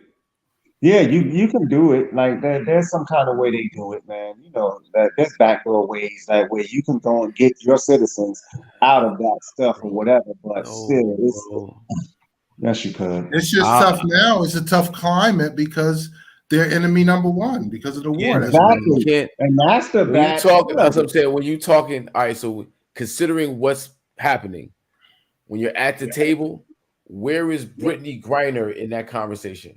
She's not even in the conversation. No, not when you talking about Brittany Griner versus oil. You talking sanctions, Brittany Griner, ain't that?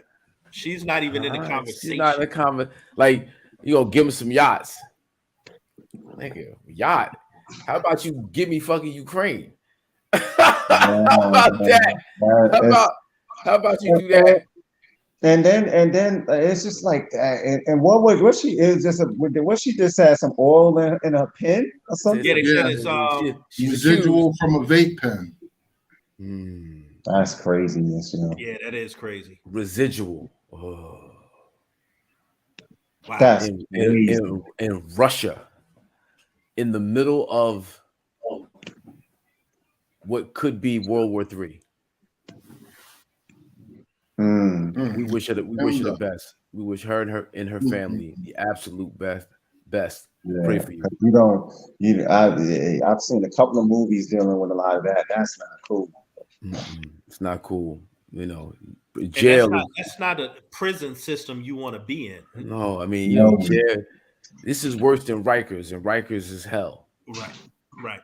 I'm sure. She's not. No, it's horrible for her right now. Man, it's unfortunate. It's because you talking about you in the middle of world, not even just local or small politics or anything. You're in world politics. You're in the middle of right now. So that is crazy. And it was going to be hard enough during peacetime, but now. You're not even on the docket. The State Department, you having conversations. I mean, and you got the young lady. What can we do about that?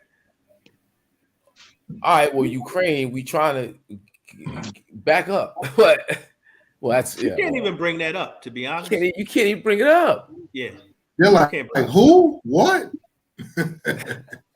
No. We can't deal with that right now. Anyway, what were we talking about? That's a bad scenario, man. That is bad. And my whole thing of Russia and just remember of just going to Russia, man. There's this spot in Russia called Chelevins. It's a part of Russia. It was like it seemed like they just dropped bombs on it yesterday. You know what I'm saying? When we were there, it was so terrible, like over there. So I'm just looking at that and just thinking, like, yo, I just see all this Russia stuff.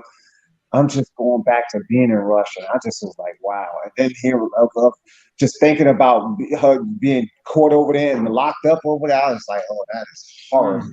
Yeah. That ain't cool at all. What year did you go to Russia? We were in Last time? Russia, I would say a good maybe 8 years ago. Okay, it's not that long ago. And well, Russia is a primarily white, quote unquote, white people. Yeah. Right. It's all white people, pretty much.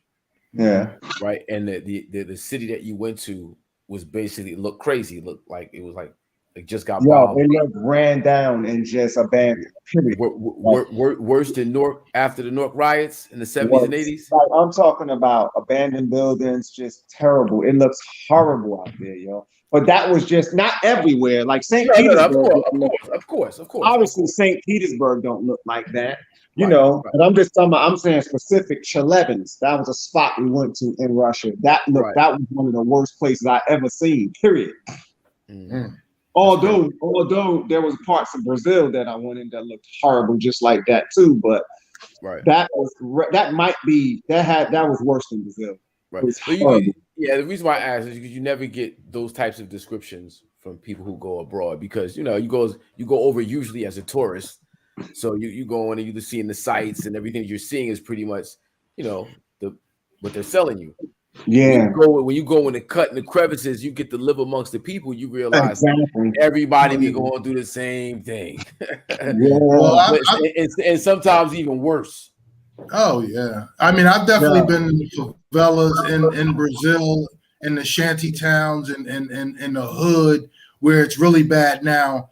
I've never been to Russia. As far as Eastern Bloc I've been is like the Czech Republic, which has that old type of feel. I've been to Berlin at the wall, where you can see how, but nothing, like that. Like, there's a difference between war-torn and poverty, and Russia, a lot of them places they just never rebuilt from. That's what I'm saying, man. That's what it looked like. It looks war-torn, man. It looked like they dropped bombs and just never fixed it, Yeah. Yep. Wow. Yep. It's crazy. And I feel for her, man. And this is a time where there's nothing the State Department can do, or even awful. There's nothing they can do right now.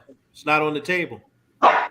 I don't know. Can probably get fired for bringing it up. Where does Brittany Griner come in the conversation? Maybe it does. I don't, I'm not. I don't see it. I don't see it. Politics expert, but I'm just in the course of conversation. I did see somebody make a comment, or somebody like on one of the news channels or something, where they was just like, her safety is our priority, and we want to make sure. But I forgot who it was, and I'm not sure if it was even anybody that made any difference in all of this thing. I did hear or see a comment by somebody or somewhere that said something about that. Yeah, unless that person works inside the walls. Right. Unfortunately, this is a black woman, so that's not a priority. This woman is 6 foot, 11? 6 foot, no, 7, 8, 9. She's 6'11". She's 6'11". She's kind of 6'11". Is she? She like 6'10". No, she's like 6'8", 6'9". 6'8". Yeah. All right. She's not a priority for anybody, really. That in a Russian prison, a 6'9" dread basketball player. Yeah. Like she's stands out. Very, very, and then you're American on top of that with all of this. The language barrier. I mean, she's been over there a few. She probably knows some words, but I'm sure the language barrier is torturous.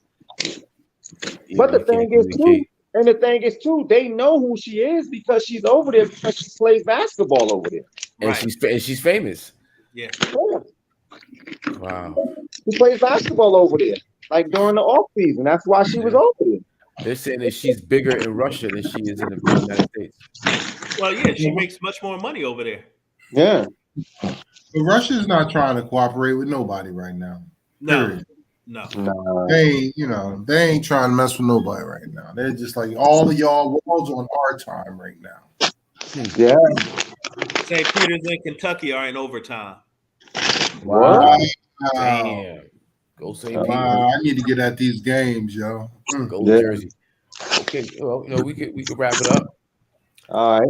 Yo, just before we do, just want to let you guys know I appreciate the check-in every week. You know what I mean? Keep keeping this going. It's always a dope little segment for my day on Thursdays and Tuesdays when we do it. You know, so salute. And big shout out to everybody in the comment section that join us every week. JT, you already know, bro. And yeah, that's what it is. Matters in sports. We out. All right. Peace, guys. Be safe, y'all. Later, y'all. Good week. Yeah.